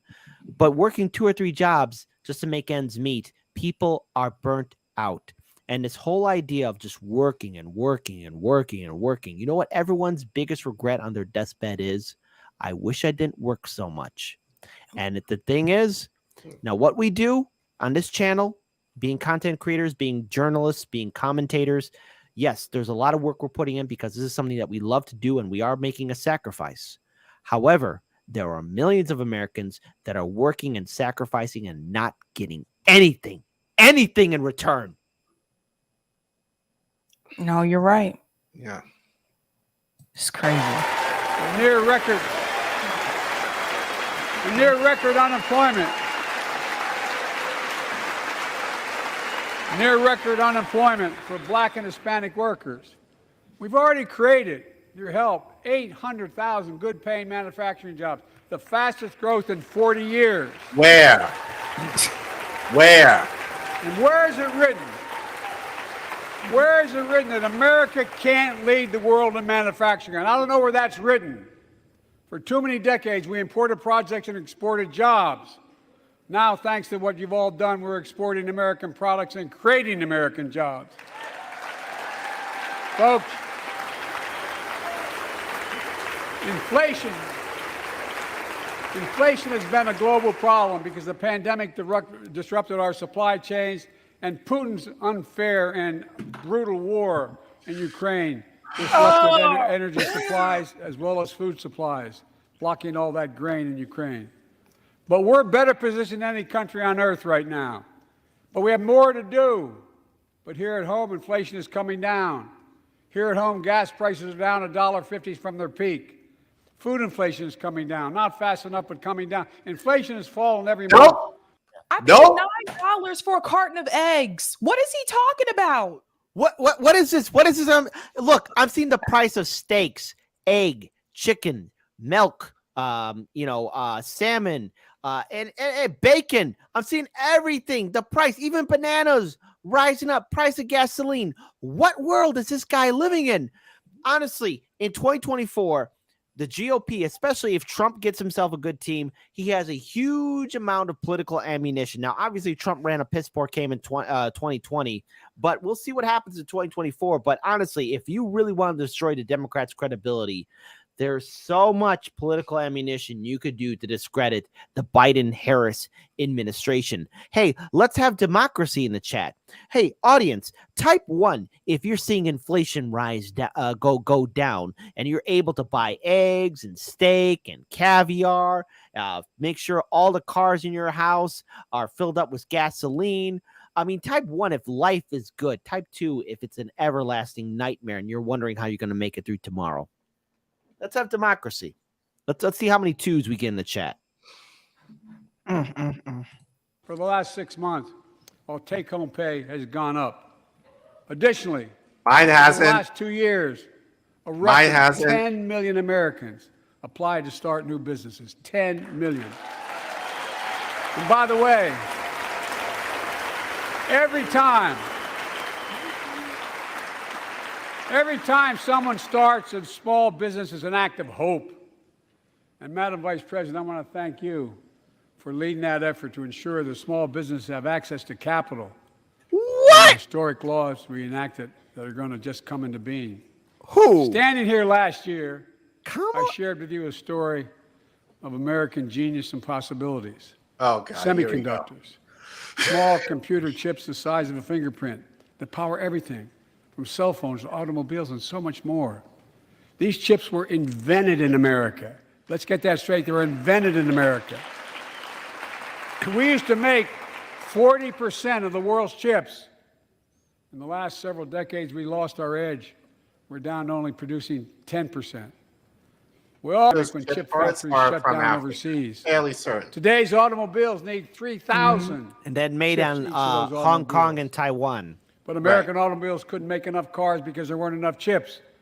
Car prices went up, people got laid off. So did everything from refrigerators to cell phones. We can never let that happen again. That's why we came together to pass the Bipartisan Chips and Science Act.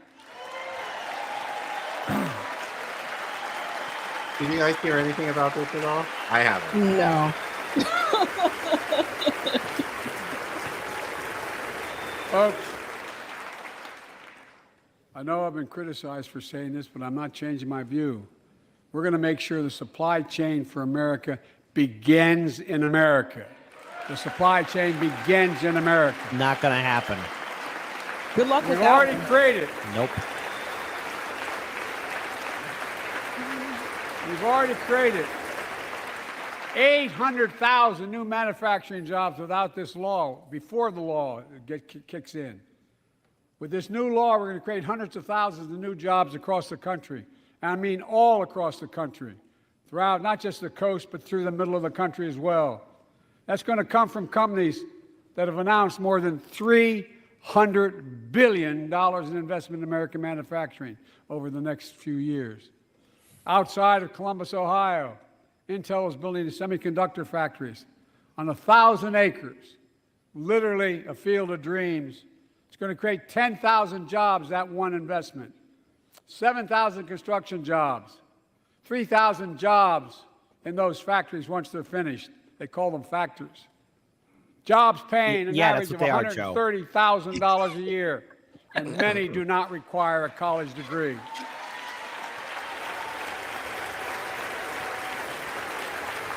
Jobs. Because we work together, these jobs where people don't have to leave home to search for opportunity. And it's just getting started. Think about the new homes, the small businesses, the medium-sized businesses. So much more that's going to be needed to support those 3,000 permanent jobs and the factories that are going to be built. Talk to mayors and governors, Democrats and Republicans, and they'll tell you what this means for their communities. We're seeing these field of dreams transform to the heartland. But to maintain the strongest economy in the world, we need the best infrastructure in the world. Well, folks, Manchin and Sinema saw the end to that. Remember Build Back Better? As you all know, we used to be #1 in the world in infrastructure. We've sunk to 13th in the world. The United States of America, 13th in the world in infrastructure, modern infrastructure. But now we're coming back because we came together and passed the bipartisan infrastructure law, the largest investment in infrastructure since President Eisenhower's interstate highway system.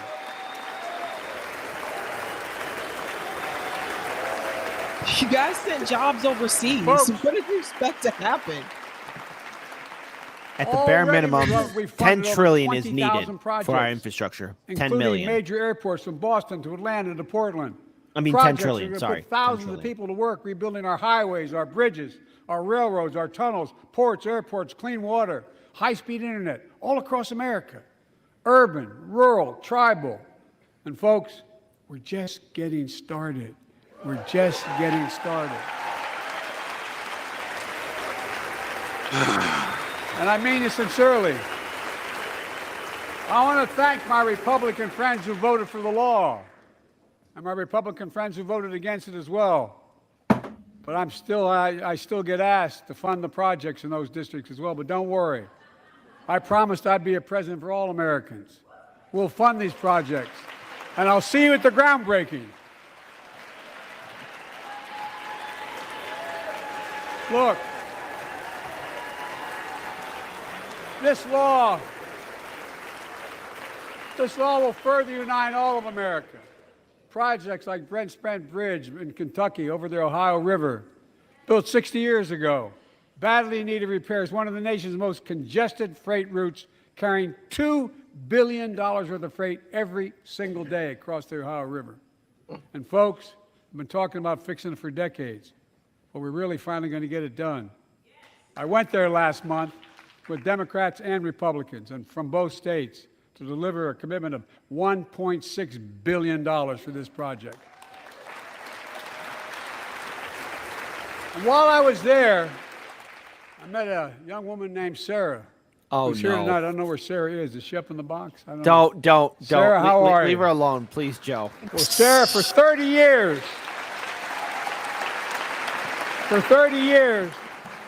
I learned, she told me she'd been a proud member of the Iron Workers Local 44, known as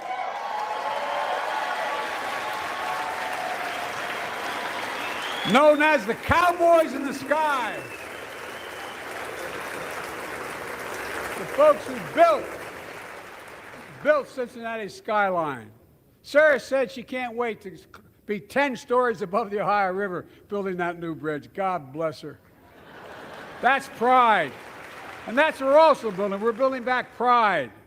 Look, we're also replacing poisonous lead pipes that go into 10 million homes in America. Oh, get out of here. 100,000 school and child care centers.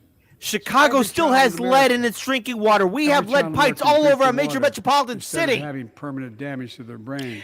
He's such a liar. We're making sure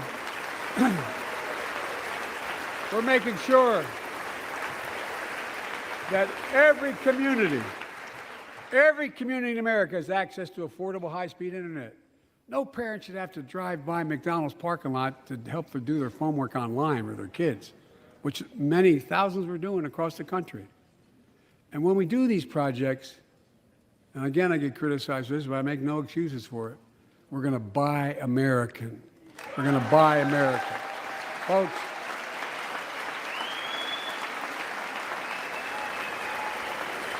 and it's totally consistent with international trade rules. Buy America has been the law since 1933, but for too long, past administrations, Democrat and Republican, have fought to get around it. Not anymore. Tonight, I'm announcing new standards that require all construction materials used in federal infrastructure projects to be made in America. No. Made in America. No. You know, it's going to be a loophole. No. We'll walk around that. Lumber, glass, drywall, fiber optic cable. And on my watch, American roads, bridges, and American highways are going to be made with American products as well. No. Folks, my economic plan is about investing in places and people that have been forgotten. So many of you listening to me tonight, I know you feel it. So many of you felt like you've just simply been forgotten. Yeah, we have been. The economic upheaval of the past 4 decades. Too many people have been left behind and treated like they're invisible. Yeah, you guys do Maybe that all the that's time. you watching from home. Remember the jobs that went away. You remember them, don't you? The folks at home remember them. You wonder whether the path even exists anymore for your children to get ahead without having to move away. Well, that's why, I get that. That's why we're building an economy where no one's left behind. Jobs are coming back. Pride is coming back. Because choices we made in the last several years. You know, this is, in my view, a blue-collar blueprint to rebuild America and make a real difference in your lives at home. For example, too many of you lay in bed at night like my dad did, staring at the ceiling, wondering what in God's name happens if your spouse gets cancer, or your child gets deadly ill, or something happens to you. What are you going to have? You get money to pay for those medical bills? Or are you going to have to sell the house or try to get a second mortgage on it? I get it. I get it. You do? Are you The going to give Inflation us Reduction Medicare Act for all? that I Okay, signed yeah, into that's law. nice healthcare. We're taking on What about that powerful interests to bring $2,000 you healthcare owe us, costs buddy? down so you can sleep better at night with more security. You know, we pay more for prescription drugs than any nation in the world. Because you helped Let me say it design again. it that way. We pay more for prescription drugs than any major nation on earth. For example, 1 in 10 Americans has diabetes. Many of you in this chamber do, and in the audience. Yeah, but they But can every afford day, diabetes. millions need medicine. insulin to control their diabetes so they can literally stay alive. Insulin's been around for over 100 years. Can you pause it for a The second, guy who Sabrina? invented it didn't even patent it I'm because sorry. he wanted it to be available. Just something that I want to remind everybody, but don't forget the fantastic people in the United States Senate and House not too long ago passed a bill that would prevent Americans from buying their prescription drugs and medicine cheaper in Canada. Remember, our lawmakers did that. Told the American people, oh, you found a way to buy cheaper, affordable drugs in Canada that are exactly the same thing here in the United States. Well, we're going to make a law to prevent you people from doing that because you poor people, we got to make sure that our constituents, being the corporate donors from Big Pharma, are getting paid. So sit down and don't you dare cross that border. Our lawmakers did that. And if you vote Democrat and Republican, be brave. Take off your sunglasses. Show me your shiner. Show me your abusive punches in the face. I just want to look at you and explain to me again. Why should I vote Democrat and Republican? Because looking at your face, it tells me all I need to do to walk away and vote independent and support citizen ballot initiatives because these people are inhuman. Don't treat these politicians with respect. Don't treat these politicians with reverence. They are scumbags and they don't care if you die. Remember that. That's right. 100%. For everyone. It costs the drug companies roughly $10 a vial to make that insulin. Packaging and all, you may get up to $13. But Big Pharma has been unfairly charging people hundreds of dollars, $400 to $500 a month, making record profits. Not anymore. Bullshit. Not anymore. You gonna give us Medicare for all?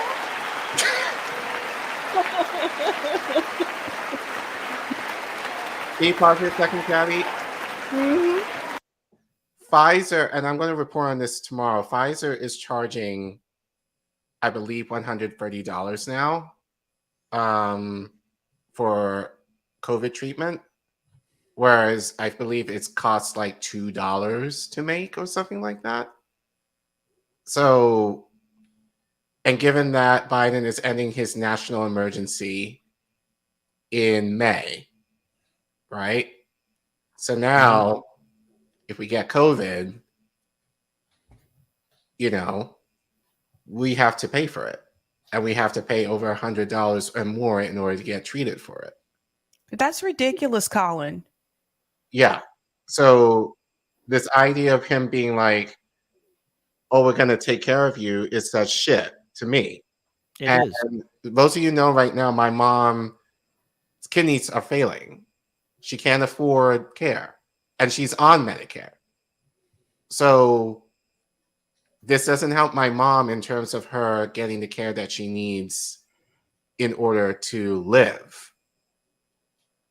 So I hear this and I have to do everything in my power not to throw this cup that is right in front of me, in front of my screen.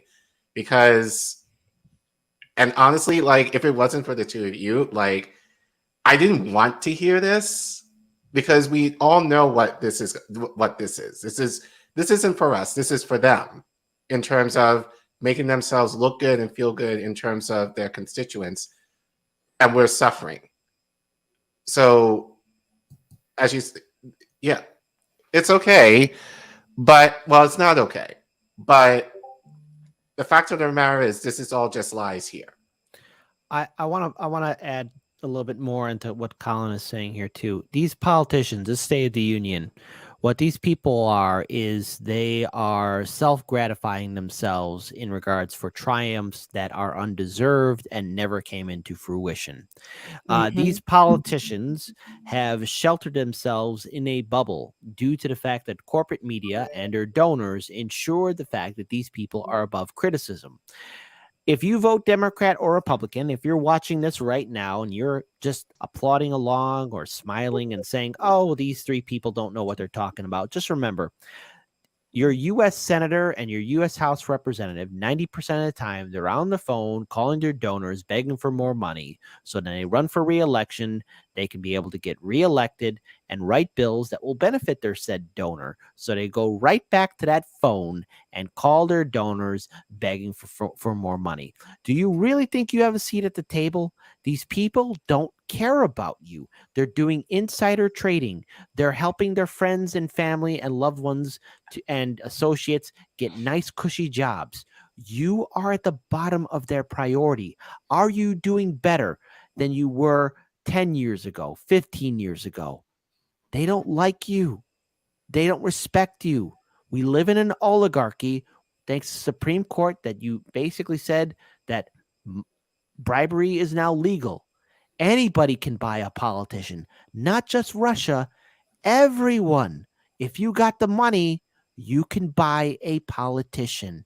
They dance and drink because they believe you. I'm talking to you. They believe you are weak. Simple as that. They don't like you and they don't respect you. So if you think that these people in DC put you in their heart, it's just a word. It's like when an abuser says to a victim, I promise I won't hit you. I promise I won't steal from you. I promise I'll make sure you can see your mom and dad. I promise I won't hurt the kid again. I promise that, I'll take you to the movies. It's what an abuser does. And you know what? The sad truth is, and I say this on my show, corporate media and the two-party system have done a phenomenal job in brainwashing millions of Americans and thinking that this is okay.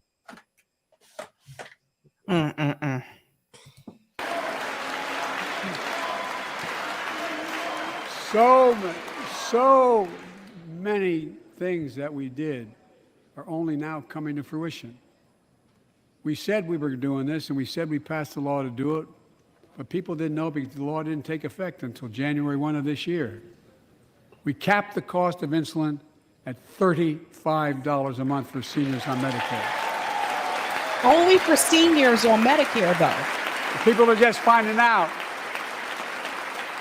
I'm sure you're getting the same calls I'm getting.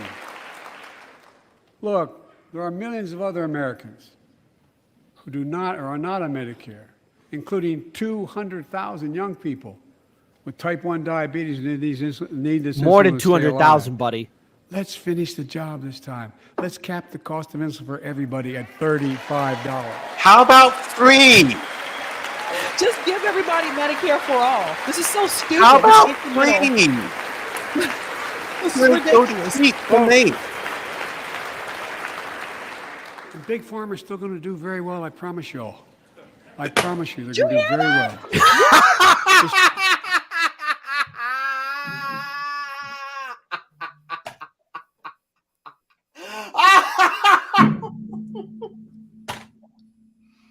He just said the quiet part out loud. Big Pharma is still going to do very well. I promise you guys. What? Don't worry, guys. Big Pharma's going to do just fine. You know what that means? Hey, constituent Big Pharma? Yeah, all that shit I was saying, it was just blowing smoke up their ass. Don't worry. Keep things as they are. There you go. This law also caps and won't even go into effect until 2025. Costs, out-of-pocket drug costs for seniors on Medicare at a maximum of $2,000 a year. You don't have to pay more than $2,000 a year, no matter how much your drug costs are. Because you know why? You all know it. Many of you, like many in my family, have cancer. You know the drugs can range from $10,000, $11,000, $14,000, $15,000 for the cancer drugs. If drug prices rise faster than inflation, drug companies are going to have to pay Medicare back the difference. We're finally giving Medicare the power to negotiate drug prices. bringing down prescription drug costs doesn't just save seniors money. It cuts the federal deficit by billions of dollars, by hundreds of billions of dollars. Right. Because these My mom prescription can't afford drugs that. are drugs purchased by Medicare to keep their commitment to the seniors. Well, guess what?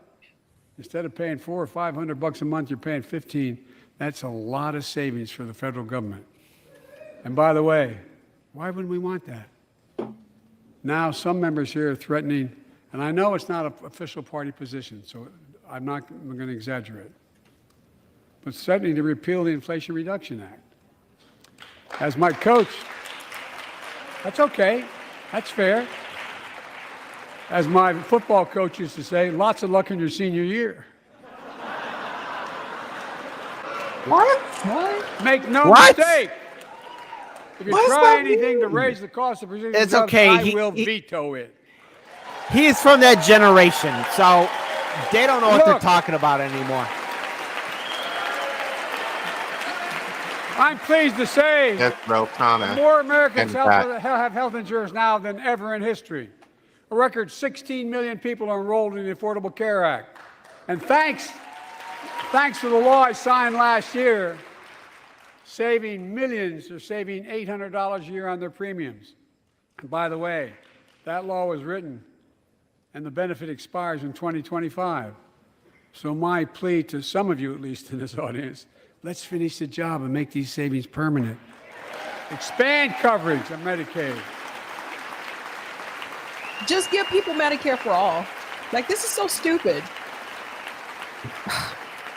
Look, the Inflation Reduction Act is also the most significant investment ever in climate change. Ever.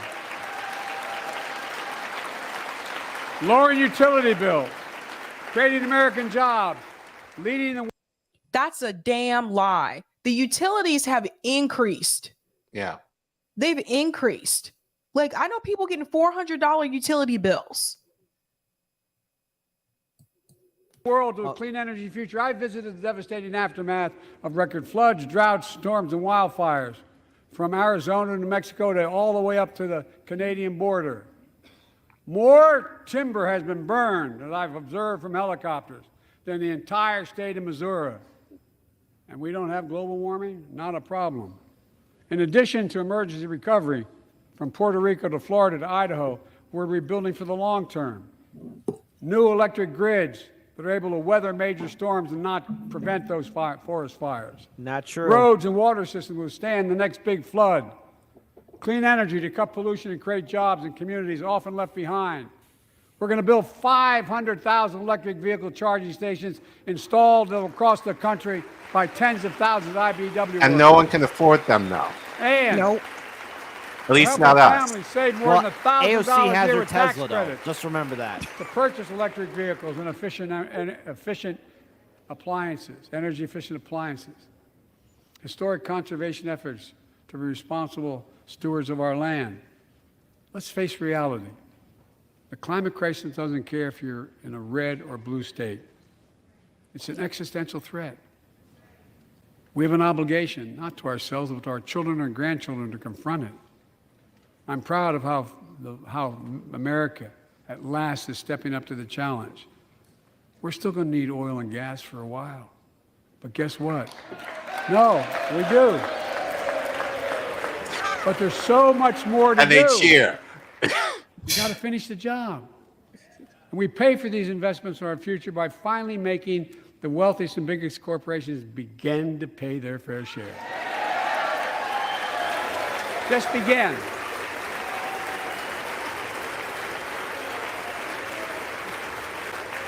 Look, I'm a capitalist, but pay your fair share. You heard that, Fox News? I think He's not a lot this of you at communist. home- You heard that? Right. A lot of you at home agree with me and many people. Probably that the only you know. true thing he said The tonight. tax system is not fair. It is You not helped fair. make it that way. It's okay, kid. Look, the idea that in 2020, 55 of the largest corporations in America, the Fortune 500, made $40 billion in profits and paid zero in federal taxes? Zero? Folks, it's simply not fair. But now, because of the law I signed, billion-dollar companies have to pay a minimum of 15%. God love them. 15%. That's less than a nurse pays.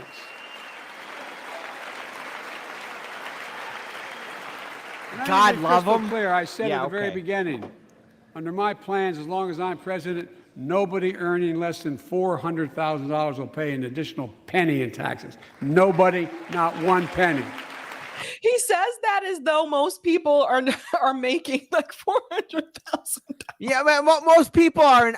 Guess what, Joe? Most people are in this operation called Operation BROKE. People are broke, Mr. President. People are in debt, Mr. President. He really believes this. They are in their own world. These are people that huff their own farts and think that it's roses and strawberries and blueberries, and they think everything's fine. Seriously, they have no idea what's happening outside their ivory tower until the people are hungry and looking at all these fat, rich politicians saying, "Oh, geez, how delicious all of you look today."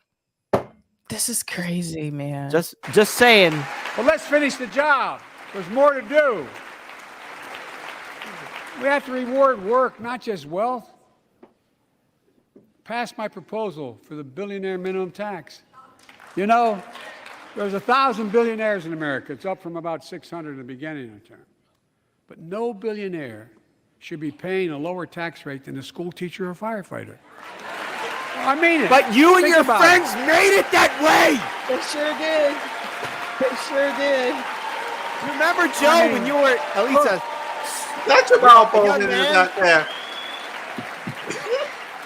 I know you aren't enthusiastic about that, but think about it. Think about it. Have you noticed Big Oil just reported its profits, record profits?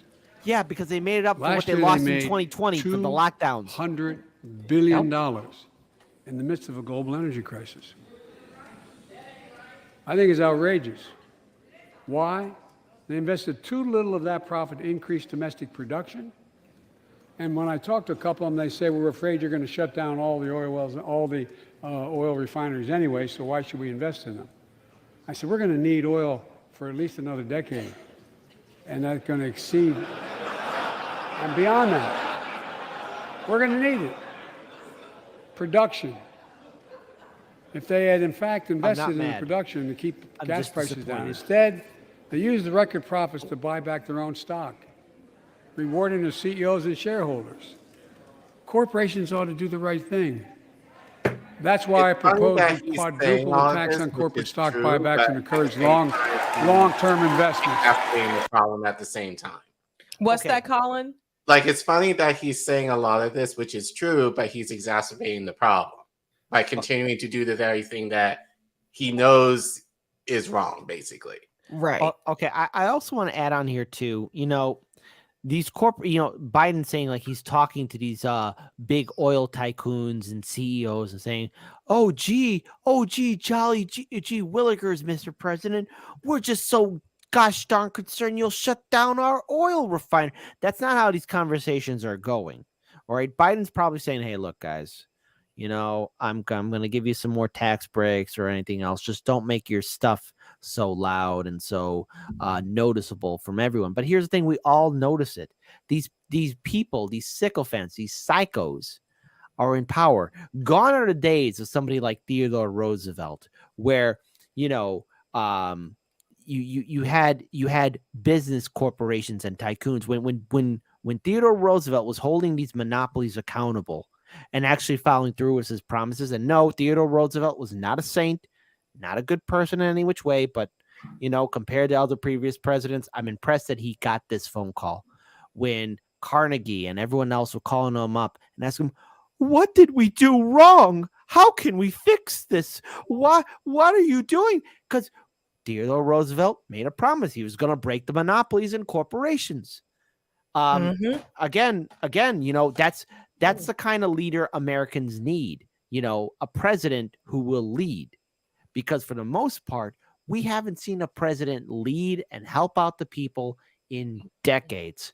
And I want to say probably the closest thing we ever got to it from a president doing the right thing and helping us out. And again, these two are flawed individuals, and this is my opinion, FDR and then JFK. Those are the only two in my opinion that have done anything for any kind of follow through to help out the American people.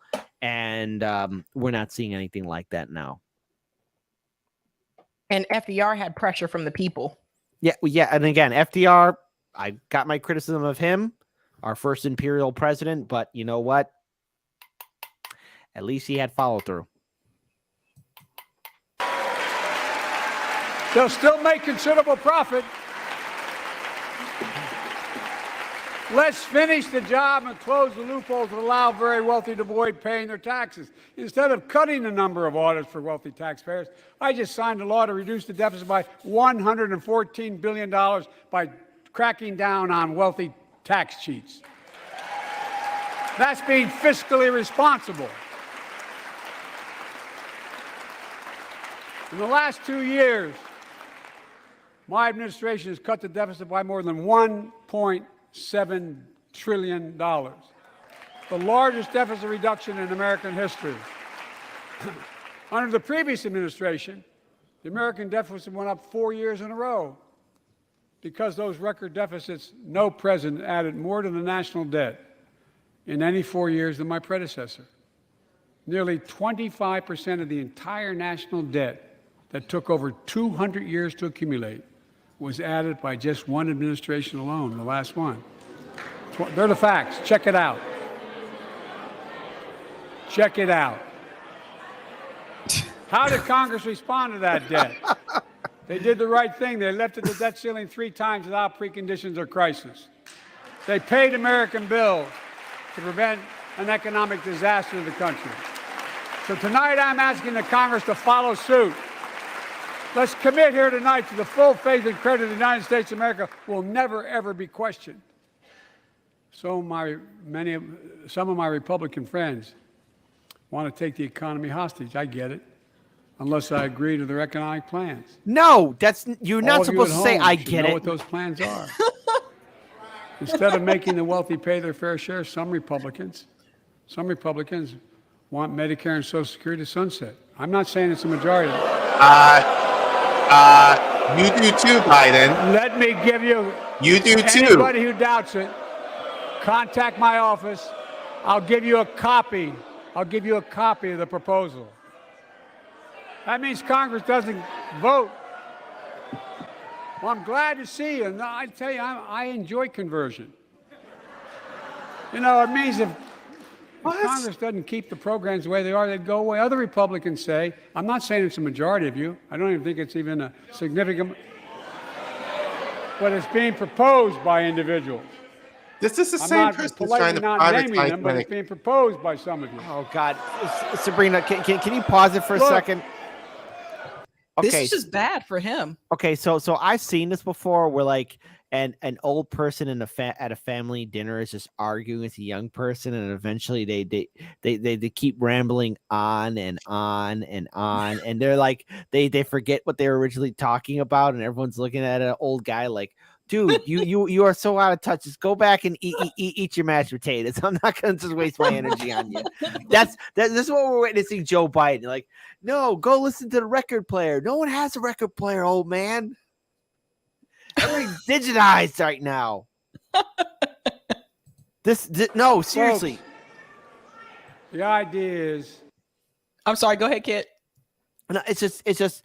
This is a president who is clearly out of his own century. He is not able to understand the issues that are happening to millions of Americans right now. Look, all the people watching, I know we're seeing it firsthand in our communities, how people are struggling, how we're seeing people being evicted from their homes, small businesses being shut down. People can't even buy a week's worth of groceries anymore. And even saying a week's worth is like now a privilege. Just to buy basic foods to even make our lives comfortable and nice is now becoming a fantasy. $9 for eggs, man. I paid $9. There's a scene from Soylent Green. It stars Charlton Heston. I know the guy is with the NRA, but whatever. It's a good film nonetheless. There's a scene where he's with his friends and they're actually eating real food like tomatoes and lettuce and steak and bread, and they're in heaven. And these people haven't eaten food like that in forever. And it's such a heartwarming scene because they're actually eating real food. And that's what we're going into. We're going to become like Byzantium. We're going into a stagnant death, folks. Hang on. It doesn't have to be this way. But that's where these politicians will lead us. Mm-hmm. That we're not going to be moved into being threatened to default on the debt if we don't respond. Folks,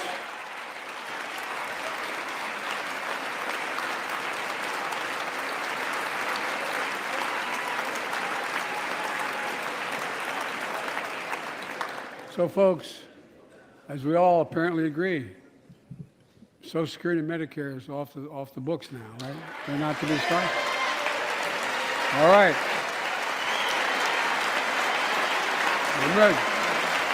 We got unanimity.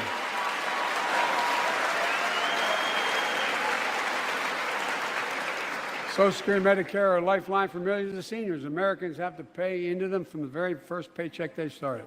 So tonight, let's all agree, and we apparently are, let's stand up for seniors. We stand up for both of y'all. Stand up and show them. We'll not cut Social Security. We will not cut Medicare. Those benefits belong to the American people. They earned it. And if anyone tries to cut Social Security, which apparently no one's going to do, and if anyone tries to cut Medicare, I'll stop them. I'll veto it. And look, I'm not going to allow them to take Medicare away, for all. Right. Taken away. Not today, not tomorrow, not ever. But apparently it's not going to be a problem. Next month, when I offer my fiscal plan, I ask my Republican friends to lay down their plan as well. I really mean it. Let's sit down together and discuss our mutual plans together. Let's do that.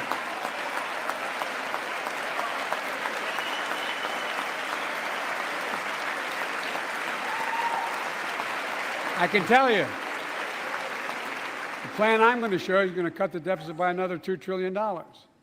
And it won't cut a single bit of Medicare or Social Security. In fact, we're going to extend the Medicare Trust Fund at least 2 decades, because that's going to be the next argument. How do we keep it solvent, right?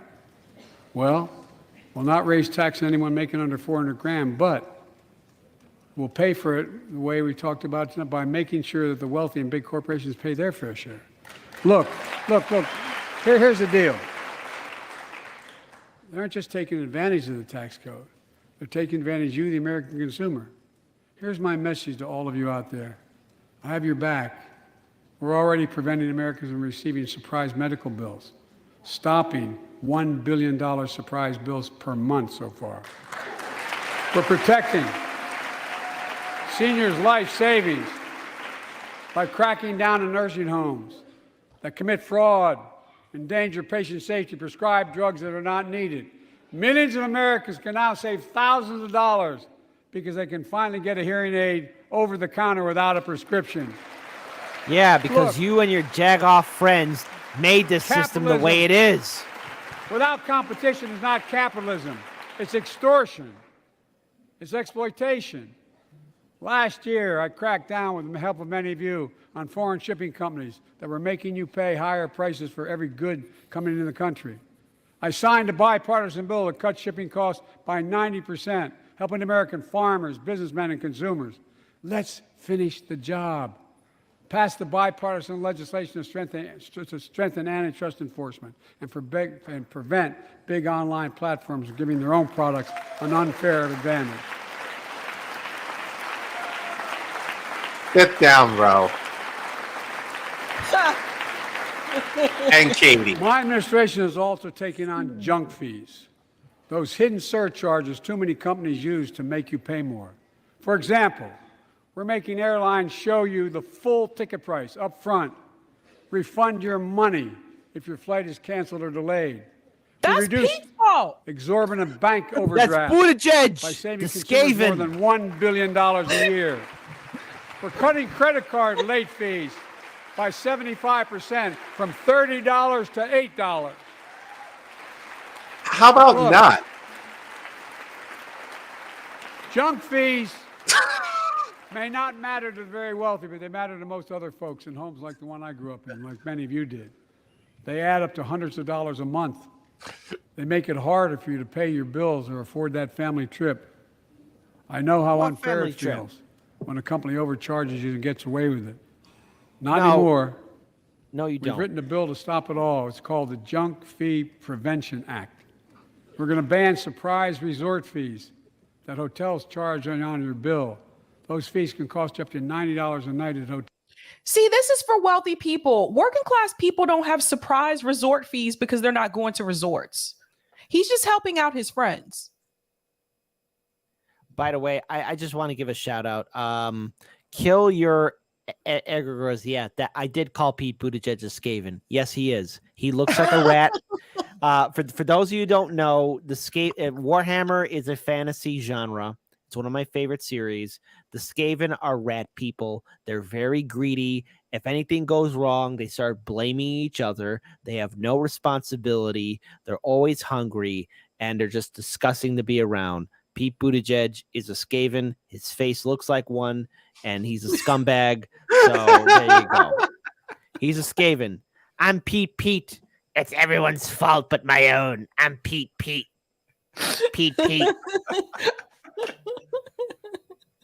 Oh my God. Hotels that aren't even resorts. The idea that cable, internet, and cell phone companies can charge you $200 or more if you decide to switch to another provider. Give me a break. We can stop service fees on tickets to concerts and sporting events and make companies disclose all the fees up front. I'm going to fast forward a bit because resort fees don't really have anything to do with most people listening to this conversation. I'm sorry. Don't get me But wrong. not I like to go on a anymore. vacation. There you We're go. banning those agreements so companies have to compete for workers and pay them what they're worth.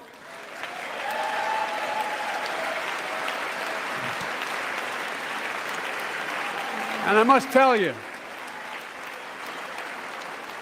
this is bound to get a response from my friends on my left but the right. I'm so sick and tired of companies breaking the law by preventing workers from organizing. Pass the PRO Act, because business have a right. Workers have a right to form a union. But you were been against that from the beginning. Let's guarantee all What are you workers have talking a living about, wage. man?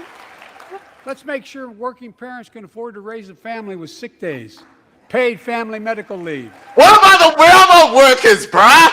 Did you give the railroad workers sick days? No, they didn't. No. The railroad workers were given this. Here's what the railroad workers were given. And Boom, Bernie right is there. and Bernie's planning to organize with them, I think, sometime this week. Yeah, to I get talked- them, what, I- 7 days? Yeah, 7. 7 days. Wow. Joe Wow. Biden could do this. He could have done it by executive order and given them the sick days. He wouldn't even give them 6 days. What the hell is he talking about? You know, hold on. I got something to add here. Okay, so look, this is my own personal experience, and I'm going to give just my opinion. This happened to me. I don't know if this happened to anyone else. But, you know, before I started doing this job here, with starting up Hard Lens, I used to work at Costco. When my grandfather had an accident, and even when I had pneumonia, I got more than just 7 days of sick leave. I was given some emergency leave and also some time to recover. When I had pneumonia, which was like I lost 25 pounds, I was completely. This was in 2018. I literally looked like a cadaver. I was really that pneumonia really hit me hard. And then when I had to take care of my grandpa when he had an accident, Costco was able to give me more than just 7 days of sick leave. So all I'm saying is, whatever Joe Biden is promising, it's scraps. Again, it's crumbs. Now, again, Costco is a private corporation. They have their own little system whatsoever. But I'm just saying what's being offered to the American people is nothing but crumbs. So if you want to make a cake out of those crumbs, just spit in it and use your imagination, and maybe you can make a little cake for yourself. Damn. Affordable child care. That's going to enable millions of more people to go and stay at work. And let's restore the full child tax credit, which gave tens of millions of parents some breathing room. Which is not going to pass now, given the lowest level in your history. Congress. And by the way, when we do all these things, we increase productivity, we increase economic growth. So let's finish the job and get more families access to affordable, quality housing. Let's get seniors who want to stay in their homes the care they need to do so. Let's give more breathing room to millions of family caregivers looking after their loved ones. Pass my plan so we get seniors and people with disabilities the home care and services they need. And support the workers who are doing God's work. These plans are fully paid for and we can afford to do them. Restoring the dignity of work means making education an affordable ticket to the middle class. You know, when we made public education, 12 years of it, universal in the last century, we made the best educated, best paid, we became the best educated, best paid nation in the world. No, it's not. The rest of the world's caught up. No. It's caught up. No. Jill, my wife, who teaches full time, has an expression. Has done shit for teachers. Hope I get it right, kid. Done shit. Any nation that out-educates us is going to out-compete us. Any nation that out-educates is going to out-compete us. But we're drastically Folks, we all behind. know 12 years of education is not enough to win the economic competition of 21st century. So student debt forgiveness then? We want to have the best educated this is workforce. great. Let's finish the job by providing access to preschool for 3 and 4 years old. Studies show that children who go to preschool are nearly 50% more likely to finish high school and go on to earn a 2 or 4 year degree, no matter their background they came from. Let's give public school teachers a raise. You're not going to do it, though. How about funding our public schools, buddy? I hear this I've heard We're this making every year. progress by reducing student debt, increasing Pell Grants for working and middle-class families. Let's finish the job and connect students to career opportunities starting in high school. Provide access to 2 years of community college, the best career training in America in addition to being a pathway to a 4-year degree. Let's offer every American a path to a good career, whether they go to college or not. Key word is access. Right. Folks, in the midst of the COVID crisis, when schools were closed and we were shutting down everything, let's recognize how far we came in the fight against the pandemic itself. While the virus is not gone, thanks to the resilience of the American people and the ingenuity of medicine, we've broken the COVID grip on us. COVID deaths are down by 90%. We've saved millions of lives and opened up our country. We opened our country back up, and soon we'll end the public health emergency. But pause right there. That's called a public health emergency. Pause. I said this last week, and I'll say it again. If you have any outstanding debt, if it's in collections or anything like that right now, please do your best to pay them off by May. Because as he said, and this is my huge prediction here, because I don't think collections have been collecting due to this public emergency right now. Once that's lifted, that's not going to give them an excuse to start knocking on doors. And so, sorry, go ahead. Go ahead, Kit. What I want to add it too is everyone, please be careful. Scam artists, keep an eye on, especially on your elder loved ones or young people, because this is when scam artists get to come out of the woodwork and say, hey, do you need help with your debt? Do you need help with your loans? Yep. And the letters, the phone calls, and the emails, everyone needs to keep their head on a swivel and keep an eye on their people, because this is when the scum of the earth will rise up. And you think these politicians or credit card corporations are going to give a damn if the scam artists are going to be milking the American people dry? Because there are going to be so many Americans that are going to be afraid and easily susceptible to these scumbag scam artists that will try and prey on people's fears. Keep an eye on your people. What, we got 438 people? That's enough. That means all of you have a social responsibility to be aware of what is going to happen down the road. Colin is not wrong. Now, let's say his theory doesn't come into fruition, right? But that gives you guys the ammunition to be one step ahead of the curve, because there is a very good guarantee that not only is Colin correct, I did not say right, correct. Big difference between the two. Correct, which means it's a certainty, which means most likely there's going to be politicians that will be indifferent to what's going to happen to you and your family and your community. So, folks, this isn't about ego or points. Keep an eye on your people, because this is going to get worse before it gets better. Yeah. I'm dreading the second half of this year.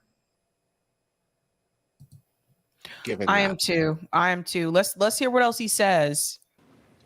But we'll remember the toll and pain that's never going to go away. More than 1 million Americans lost their lives to COVID. 1 million. Families grieving. Children orphaned.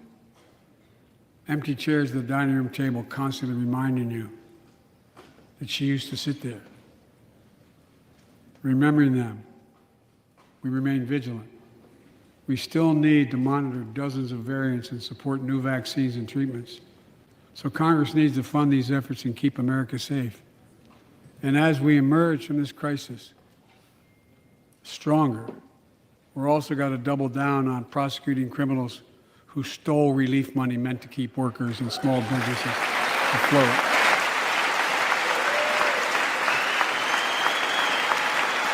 Doesn't that include some of your colleagues right there? Does that include governors? Right.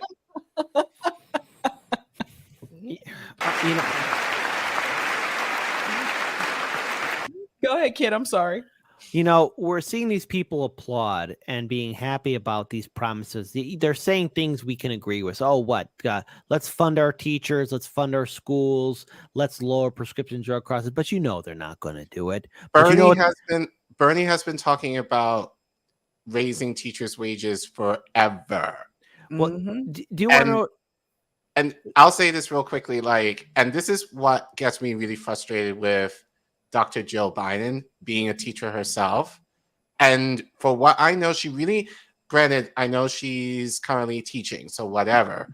But at minimum, you can't advocate for teachers to get something in this economy when we're needed, and teachers are leaving in droves.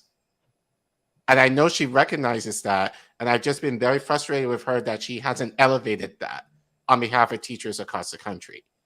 So it's fine that Biden is saying give them a raise, because Bernie has been saying it, but there's no moves to make that happen. So it's just more lip service for us in terms of the niceties of what they think that people want to hear versus the reality of what they're not going to do. Yeah, I've heard that every year. Every year. Hey, but don't forget, folks, they got money for war. All right, so there you go. Exactly. Before I came to office, you remember, during that campaign, the big issue was about inspector generals who would protect taxpayers' dollars who were sidelined. They were fired. Many people said we don't need them. And fraud became rampant. Last year, I told you the watchdogs are back. Since then, we've recovered billions of taxpayers' dollars. Now let's triple the anti-fraud strike force going after these criminals, double the statute of limitations on these crimes, and crack down on identity fraud. I'm going to skip forward. We all know about the identity thing. Your lights on right away. Don't reach for your license. Keep your hands on the steering wheel. Oh, they're talking about police brutality? Worry like that every single time. Let's see what he says. He got in a car.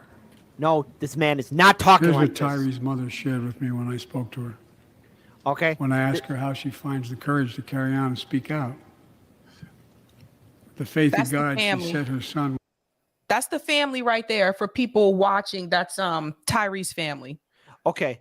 All right. First of all, this is Joe Biden, the guy who sided with segregationists, who gave a eulogy to Strom frickin' Thurmond. This is a guy who did not want white children and black children to go to school together. This is Joe Biden who verbally browbeaten Anita Hill. This is Joe Biden who wrote that frickin' crime bill in which we are right now still living with, that has severely impacted Black communities, Latino communities, and also, let's not forget the also fantastic war on drugs that has led the United States to become number one in the most incarcerated people in the free world. That's Joe Biden. He helped create the police state. Not to mention, I remember, in another state union, when Joe Biden was talking about funding the police, he kept on saying, fund them, fund them, fund them. So whenever you hear Fox News talking out its ass saying, Joe Biden's a communist and wants to cut police funding, just give him a middle finger and slap him upside the head. No, he ain't doing that. This is the guy. That's the guy. The nightmare that many Black families and Latino families have to deal with. There's the guy right there. Trump, yes, he's a racist. Yes, he's a bigot. Yes, he's a misogynist. But I'll tell you one thing. He was only in politics for 4 years. But I do know a guy who's been in politics longer who helped write the laws that we're living with now. His name is Joe Biden. Over 40 years, Kit. But don't worry. There's a lot of white liberals who are saying, he's returning the soul back to the country. He's not Trump. And I'll never forget that one Twitter post where somebody said, if Joe Biden did something to my kid, I'd still vote for him. I'm like, what? It's terrible. Also, I think this is Bono. I'm not quite sure why Bono was there from U2. Because he's neoliberal and this is his self gratification, and he's kind of masturbating to himself in his mind, saying like he's so important, sort of like how Sean Penn does too. He gave Zelensky his freaking Academy Award. Okay, great, good for you, Sean Penn. Go ahead and make a movie. He's gonna probably play.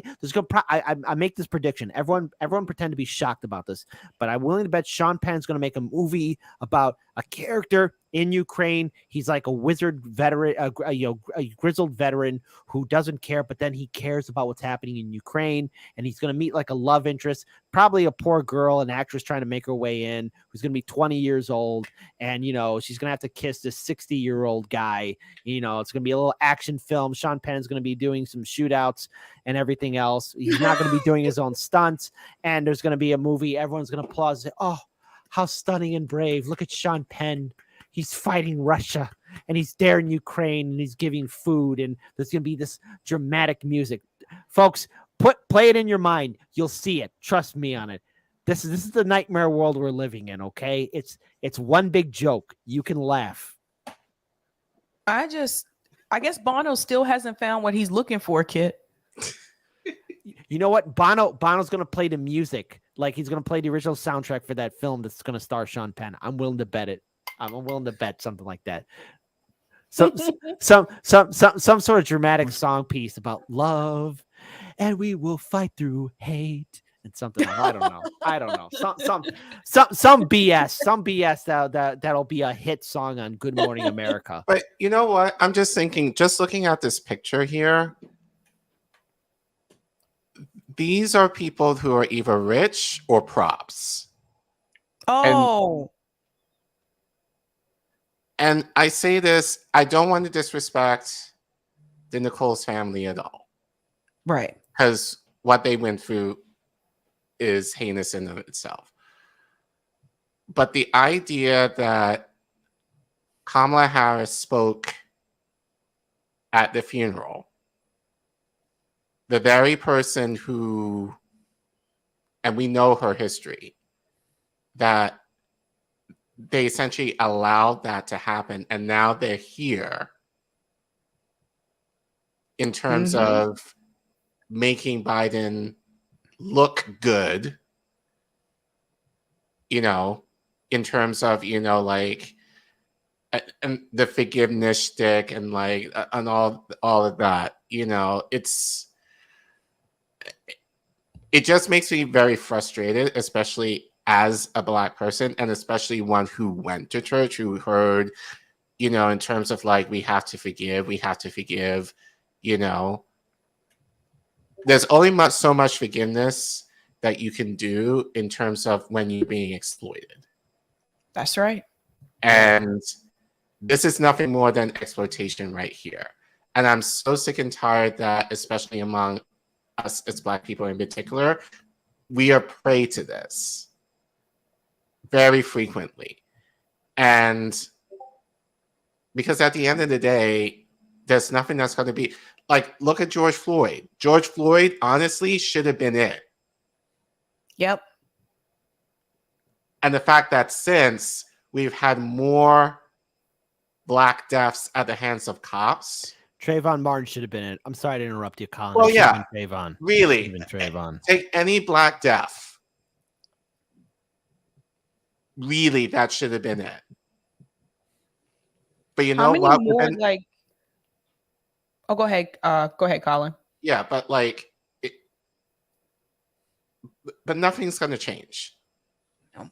They'll just say what they need to say in order to appease the family and essentially, you know, mute them so that they essentially won't rise up. And that's my issue. It's like, when are these families going to rise up, like Emmett Till's mom? Yep. You know, and be like, no, you're going to see my dead son's body because I want you all to see the reality of what happened to my son. Like, we need more of that instead of this, whatever this is. So, yeah, but this is all that's in this room. It's just either politicians, rich people, and people who are just props in light of the people who are there. There's no one who is working class here. Nope. You know, we're not represented here. What we're being presented, and I'm sorry if this might be taken the wrong way, and if I need to clarify it, please, Colin, Sabrina, tell me what this is. And again, it's they're in their own bubble, but this is the neoliberal version of what diversity should look like. Everyone's happy, even though they don't agree with each other 100%. This is what the quote unquote post-secular Gene Roddenberry version of Star Trek is supposed to be like. Yes, bad things happen, but everyone's being a good sport about it and being nice and forgiving each other and building something. But we're not looking back. We're going to be enlightened people and not address the pain. Just suck it all up, smile. Look, there's women, Black people, white people, Asian, gay people, transgender. Everyone's there. Everyone's smiling. But don't talk about the pain. Let's be that post-secular society. Let's be that post-society where it doesn't require needs or wants. We say things, we don't deliver, but we talk a good game. That's why. That's why I don't like Star Trek too much. Save for Deep Space Nine, along with Captain Sisko. That's a whole different conversation, Kip. We need to have a conversation about that because I love the Next Generation. I like Deep Space Nine better. I'm sorry. Captain Sisko's my captain. When he punched Q, when Sisko punched Q, I stood up and I applaud. And when Sisko said, "I'm not Picard," I was like, "Yeah, man, that's how you do it." Sorry. Next Generation was first. Deep Space Nine. I'm Sisko. I'm with Sisko. I'm sorry, guys. I'll get back to the. Sorry. Quote, a beautiful soul, and something good will come of this. No. Now the corporations have anything to say about it. It's up to us, to all of us. We all want the same thing. Neighborhoods free of violence. Law enforcement who earns the community's trust. Oh, God. The Gene Roddenberry version. Pin on that badge in the morning has the right to be able to go home at night. So does everybody else out there. Our children have a right to come home safely. Equal protection under the law is a covenant we have with each other in America. We know police officers put their lives on the line every single night and day. And we know we ask them in many cases to do too much to be counselors, social workers, psychologists, responding to drug overdoses, mental health crises, and so much more. What are you going to do about it? Since we ask much too much of them. I know most cops and their families are good, decent, honorable people, the vast majority. But they risk. It doesn't help when the system underneath their archive is sick. And they risk their lives every time they put that shield on. Why is she What happened clapping? to Tyree in Memphis happens too often. Why is she We have to do clapping? better. Give law enforcement the real training they need. You see what I mean? This is the Hold them to mess. higher standards. This is the Help mess. them succeed in keeping us safe. We also need more first responders and professionals to address the growing mental health, substance abuse challenges. More resources to reduce violent crime and gun crime. More community intervention programs. More investment in housing, education, and job training. This guy All sounds this like defund to help without prevent saying violence in the it. first place. When police officers or police departments violate the public trust, they must be held accountable. With the support That's for them.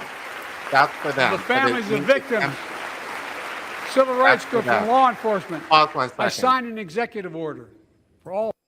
Yeah, that's for them. Like empty words. It's just, again, he said the things in regards to defund without actually saying defund. Exactly.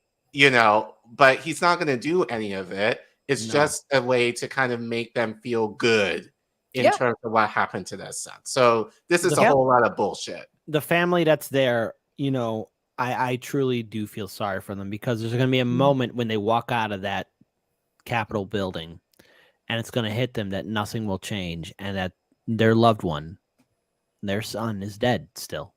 And that 100%. there will be more young men just like him who will also die. And I know that my words sound brutal, but it is the truth. So tomorrow, everyone, some other young man, a black man, will probably die by police brutality. And it is an ongoing thing. So these are words, and they sound great. They do. I'm not going to dismiss it. It sounds great, but it's just words. People need deeds, not statements, actions, not words. I hear you. Federal officers, banning chokeholds, restricting no-knock warrants, and other key elements of the George Floyd Act. Let's commit ourselves to make the words of Tyler's mom true. Something good must come from this. Something good. How do you, I'm sorry. How do you say that? How do you say that to someone whose son was just killed by the police? They're not going to do it. No. I'm so sorry, everyone that's watching this, but you do realize that nothing will fundamentally change. See, Again, is, if George Floyd, and you're right, Kit, there's plenty of others prior to, but honestly, I say George Floyd because that was, I think, when the world took notice and were making demands then. And if nothing came of that, I'm sorry. And I get pissed about this because I was in the streets then. I was rallying for change then. I was shot down with tear gas then. And we have this. Okay, so here's the thing, all right, and this is nothing against the activist community. So Heartlands Media, we started in 2017. Sabrina, happy to be interviewed by you on your show about Heartlands. But the thing is, we did a lot of our field work covering activists and protests, but eventually we stopped doing it because they'd form up by the Daily Center in downtown Chicago, march to Trump Tower, protest in front of Trump Tower, and that's it. But they were led like sheep to a little cage area, a little pen. And I got to say this, and I hope it's not taken out of context, but Malcolm X would not lead his followers into a little cage pen area to where they could protest. Dr. King would never do that. And a lot of these activists and organizers especially came into fruition under the Trump presidency. A lot of these heavy hitter people that we know who are going hard for the Democratic Party told us to vote blue. would not be relevant were it not for Trump. And the No. thing is, when George Floyd lost his life, it was the moment. But 2020 should have been the year where people should have woken up. But the thing is, it was also an election year, and it was bringing a false sense of security that, oh, we got to vote for Biden because the orange boogeyman, he's the bad guy. That's the Hitler. That's our cartoon villain that we got to stop. And when he's gone, roses and rainbows and butterflies for us all. A lot People of the dropped the hammer. Right. A lot of the activists, and I've said this, that I saw in DC during that time were basically peddling the idea of that we needed to vote for Biden. Yep. And they were Black. And that really left a sour taste in my mouth. Because, you know, and JB knows this, like, and I say this on INN a lot, like, everyone wanted to be Malcolm X when a Republican is in power. Mm-hmm. Like, where's that energy now? Well, they're at brunch, Colin. They're shuckling oysters. I'll never forget, what was the name? The guy who's in charge of, it's not Humanist Report, National. I remember on Twitter in 2020, he posted a tweet where saying, "We're shuckling oysters," and they were drinking champagne because Trump was defeated. Yeah. And I'm like, all these people went to brunch. Yeah. See, yeah, I remember at that time Nico House said scathing things about him on Twitter. Yeah, like, but you know, when he posted that picture, like, yeah. But yeah, it was it was just the idea of like, I remember that time everyone was like, when Biden won, that everyone was celebrating and like cars were honking. Like, I'm like, what the hell is this? Yep. Because like, they really believe that because Biden won, we were no longer going to have a police brutality problem. Isn't that sad? It's really sad. Well, it's not only that. I don't mean to be. I know we want to play the rest of this, but I just want to add in here. You know, I think a lot of Americans, especially those in the activist community or people who like to grift and say they want to bring in change. I mean, I'm talking about people who talk a big game but tell you to vote Democrat. You see, they want to face an opponent that's easy, that's can trigger people's reptilian brain to say that's the bad guy. Look, Trump, he was a scumbag. But the thing is, it's about controlling a narrative so that you don't look at the bigger picture and see that the Democrats are also socially responsible for the nightmare that we are in. And the thing is, so long as people are easily susceptible to the propaganda of a cartoon villain like Trump, in which people could say, this is our Hitler. Look, Hitler was a bad guy. And if you ever see the Battle of Britain, he's turned into this, like, he's saying, we're going to bomb Britain. We'll drop 6,000 pounds of bombs. But the thing is, the real world doesn't work like that. Sometimes the villain can hide behind a smiling mask and say, I'm your friend. I care about you. I respect you. And then write bills that will oppress you and keep you in the dark, shut down your schools, put lead in your water, and so much more. And Biden, he is the architect, one of the many architects, including Nancy Pelosi and other people hold into reverence. Hey, AOC, your mama bear, she's responsible for the corruption that we are in, and she's doing a fantastic job with insider trading too. Just throwing it out there, folks. Sometimes villainy hides behind the face of good. I'm just saying. Yep. Let's try to finish it out. I think it's almost done. Here we go. Okay. All right. And all of us,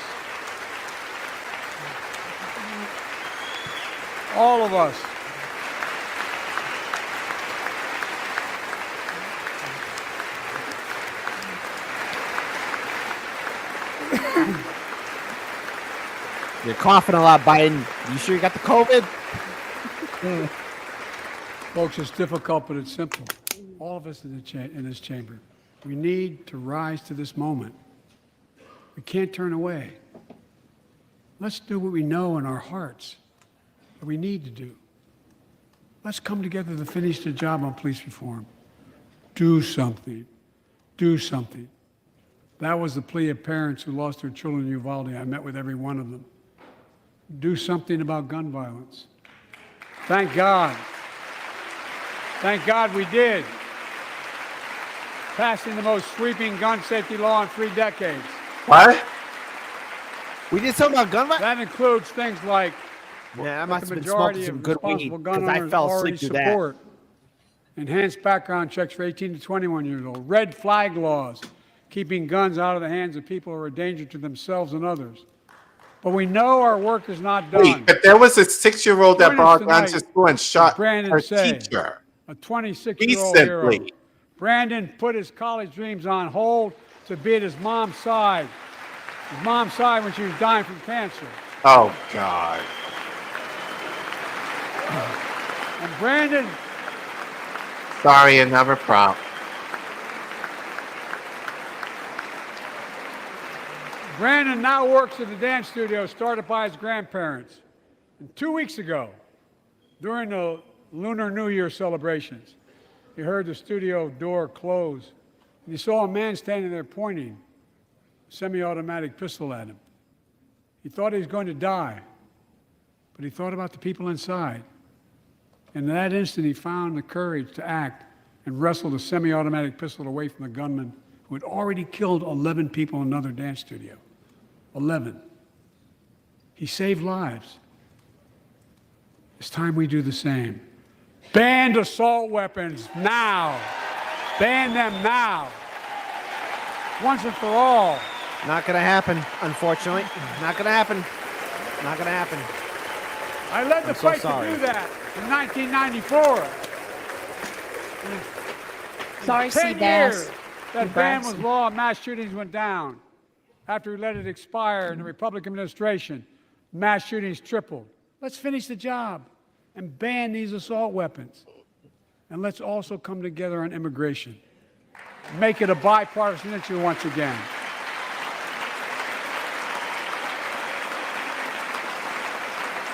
We know we now have a record number of personnel working to secure the border, arresting 8,000 human smugglers, seizing over 23,000 pounds of fentanyl in just the last several months. We've launched a new border plan last month. Unlawful migration from Cuba, Haiti, Nicaragua, and Venezuela has come down 97% as a consequence of that.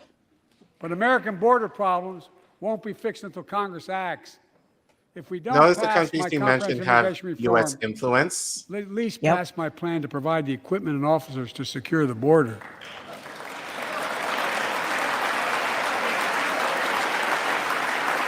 And a pathway to citizenship for dreamers, those on temporary status, farm workers, essential workers.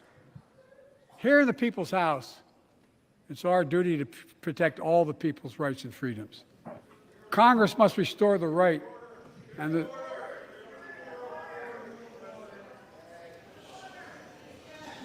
Congress must restore the right that was taken away in Roe v. Wade and protect Roe v. Wade. You could have done that before. Give every woman a constitutional right. The Vice President and I are doing everything to protect access to reproductive health care and safeguard patient safety. Well, Again, already more than a dozen states are enforcing extreme abortion bans. Make no mistake about it. If Congress passes an Take a act shot like every that, time I you will hear the veto word it. access. We should have done that. But let's also pass. I'll die of alcohol poisoning, Colin. Come on. Let's Show also mercy. pass the Bipartisan Equality Act to ensure LGBTQ Americans, especially transgender young people, can live with safety and dignity. Our strength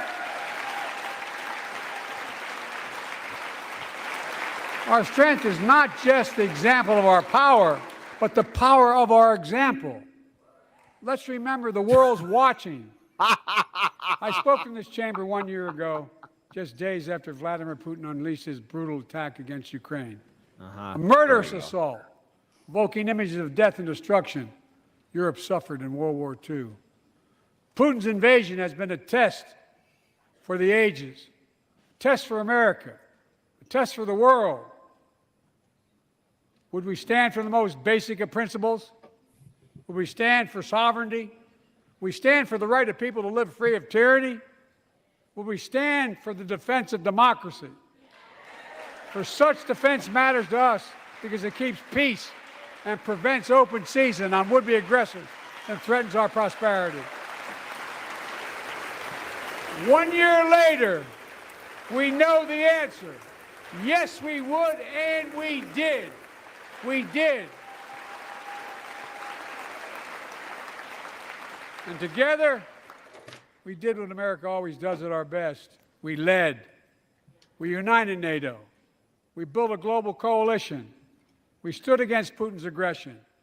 We stood with the Ukrainian people. Tonight, we're once again joined by Ukraine's ambassador to the United States. She represents not just her nation, but the courage of her people. Our ambassador is here. We're uniting our support of your country. Will you stand so we can all take a look at you? All right, here we go. Thank you.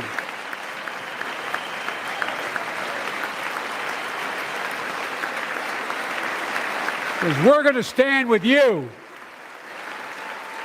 as long as it takes. Until next election year.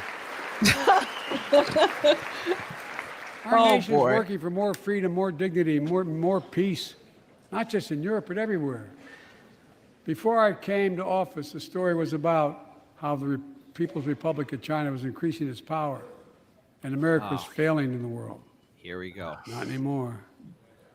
Going after We China made clear, now. and I made clear in my personal conversations, which have been many, with President Xi, that we seek competition, not conflict. But I will make no apologies that we're investing to make America stronger. Investing in American innovation and industries that will define the future that China intends to be dominated. Investing in our alliances and working with our allies to protect advanced technologies so they will not be used against us. Modernizing our military to safeguard stability and deter aggression. Today, we're in the strongest position in decades to compete with China or anyone else in the world. Anyone else in the world. And I'm committed.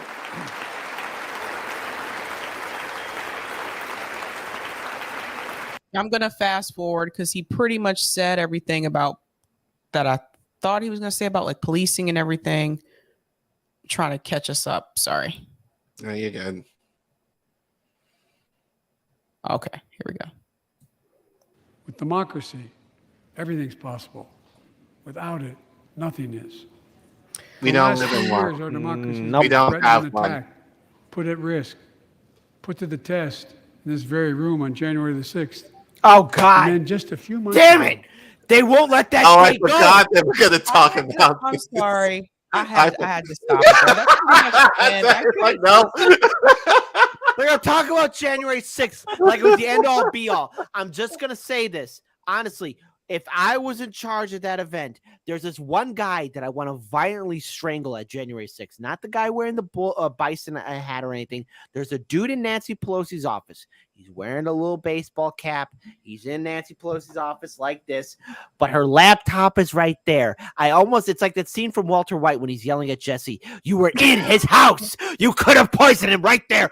You had the laptop right there. You stupid freaking heck. She could have had her insider trading information. Journalists worldwide would have wanted to know what was in that laptop. But oh no, you guys want to walk around the Capitol building. Put me in the game, coach. I would have got 20 guys like, all right, we're going in there.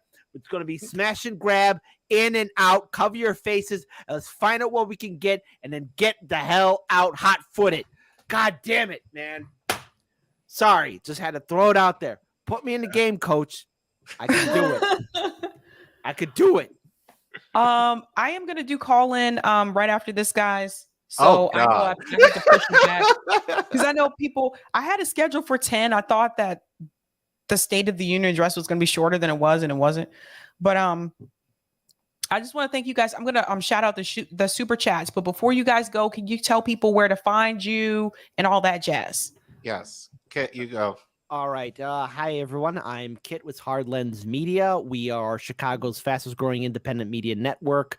I'm the director of communications for 99 Perspective Studios and also executive producer for our other YouTube channel, Chicago Corner. Hard Lens Media is live every Monday through Friday at 4 p.m. Central Standard Time on YouTube, Odyssey, Rockfin, Rumble, and Twitch. And it's Hard Lens Media, not Heartland. So there you go. Hard Lens. I gotta fix. So Hard Like a Rock, Lens, and then Media, Rockfin, Odyssey, Rumble, Twitch, YouTube. We do have a Patron page as well. We appreciate any support we can get. Live at 4 p.m. Central Standard Time. Chicago Corner live Tuesdays and Fridays at 7:30 p.m. Central Standard Time on YouTube, Rockfin, and Odyssey. All what I want to do is build a strong independent media network in my city and speak truth to power, and always happy to collaborate and work with content creators like the people at INN, like the people at RBN, like Jimmy Dore, and so many others. Apologies if I'm missing people, but we just got to step up and fight for a better future. Again, Hard Lens Media, Monday through Friday, 4 p.m. Central Standard Time, YouTube, Odyssey, Rockfin, Rumble, and Twitch. There you go. Okay. Based. Colin. Yes, I better get this right. Otherwise, Indy will get super pissed at me. But you can find me at and all of our other content creators at INN and IndieNews.network. You can find me specifically on Wednesday nights on INN News with my co-pilot, Reef Breland, either at 8 or 9 o'clock Eastern Standard Time, depending on the guest or whatever we need to do. I'm also, I guess, potentially on another show with our creative director, Big Mac Crab. Still trying to figure out if that's actually going to be a show or not, but that will typically be on Saturdays. We've done it for the last couple of Saturdays. And yeah, you can, again, check us out, get Indie News on Twitter, and all that stuff will be on IndieNews.network. We can find our links there. Based. Guys, thanks so much for hanging out with me. I'm sorry this is way longer than I expected. I did not expect you guys to hang out for 2 hours. I feel bad. No problem. You're good. But look, just a couple of things I want to say.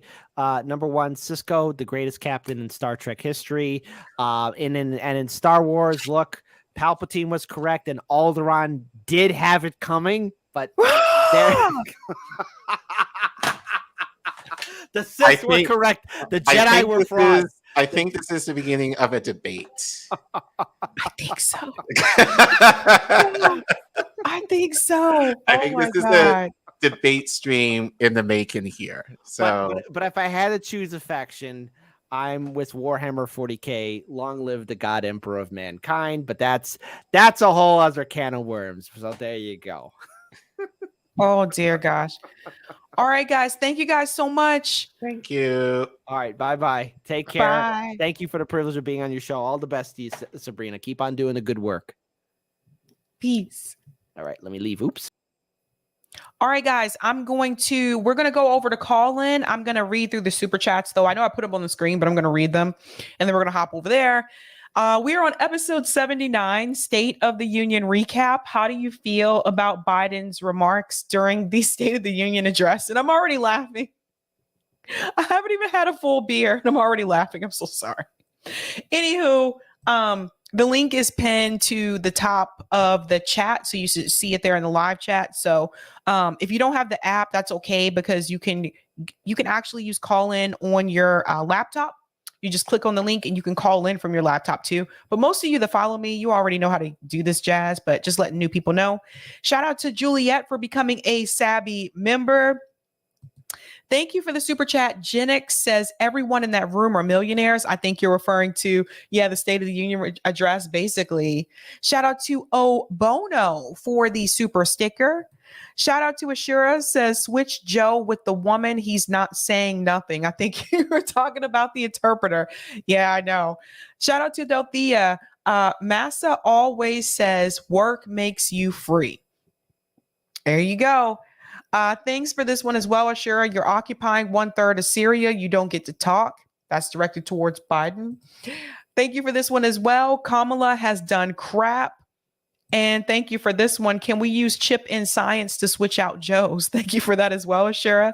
Thank you for this super chat. None of your business. Where is money coming from? China? ? Thank you for the super chat, Jonathan. Biden, Harris, or Williamson, Kalinsky in 2024?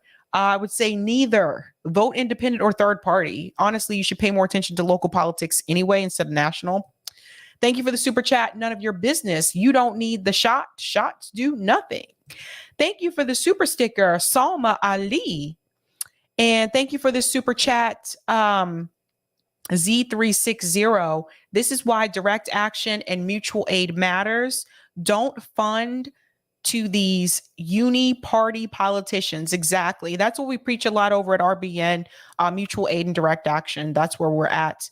Thank you for the super chat. Yep, X. I wish Jose was there calling him out. Could you imagine, you guys, Jose standing up at the State of the Union address and saying, President Biden, you're built billions of dollars to Ukraine. That would have been epic if Jose was allowed in that room. Thank you for the super chat, Roger Meadows. ACO reach, you are enacting on your own. That's true. That's in reference to Biden. Thank you for the super chat, Mary Ebony Collins. Maybe I should mail my surgery bill to the White House. Is $31K. Well said, Mary. Thank you for the super chat, Seabrass. This dude is president. What the F? We need to stop talking about who shouldn't run and talking about who should. Dore is our best shot right now. Dore 2024. I don't think Jimmy wants to run, though. And thank you for the super chat, Snork. No, kid, he should have be crapped on Pelosi's desk. Thank you guys so much for that. And I'm just going to check Rockfin really quick just to make sure I didn't miss anyone over there. Pretty long stream tonight, huh, guys? Joe talked for a while. I didn't know he was going to talk that long. I was just like, look, dude, just get to the point. And of course, like, he brought policing up like at the end. Like, did you guys notice that? Like, okay, let's talk about the policing part now. Ball sacks. Okay, let me go to live chat and pop out. And tips only. Okay, thank you so much. I'm going to go ahead and read the tips on Rockfin. Thank you guys so much for this as well.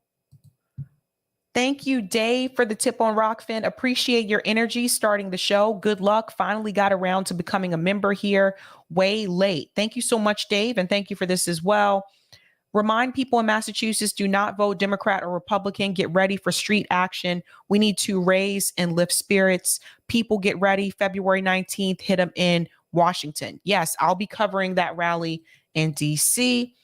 And thank you for this tip, Roger. How many of you guys remember the American surveillance helicopter China shot down over their airspace, making Bush Jr. and Colin Powell look stupid, that China stripped down like an abandoned car left on cinder blocks in the South Bronx in the 1980s before handing it back over to us?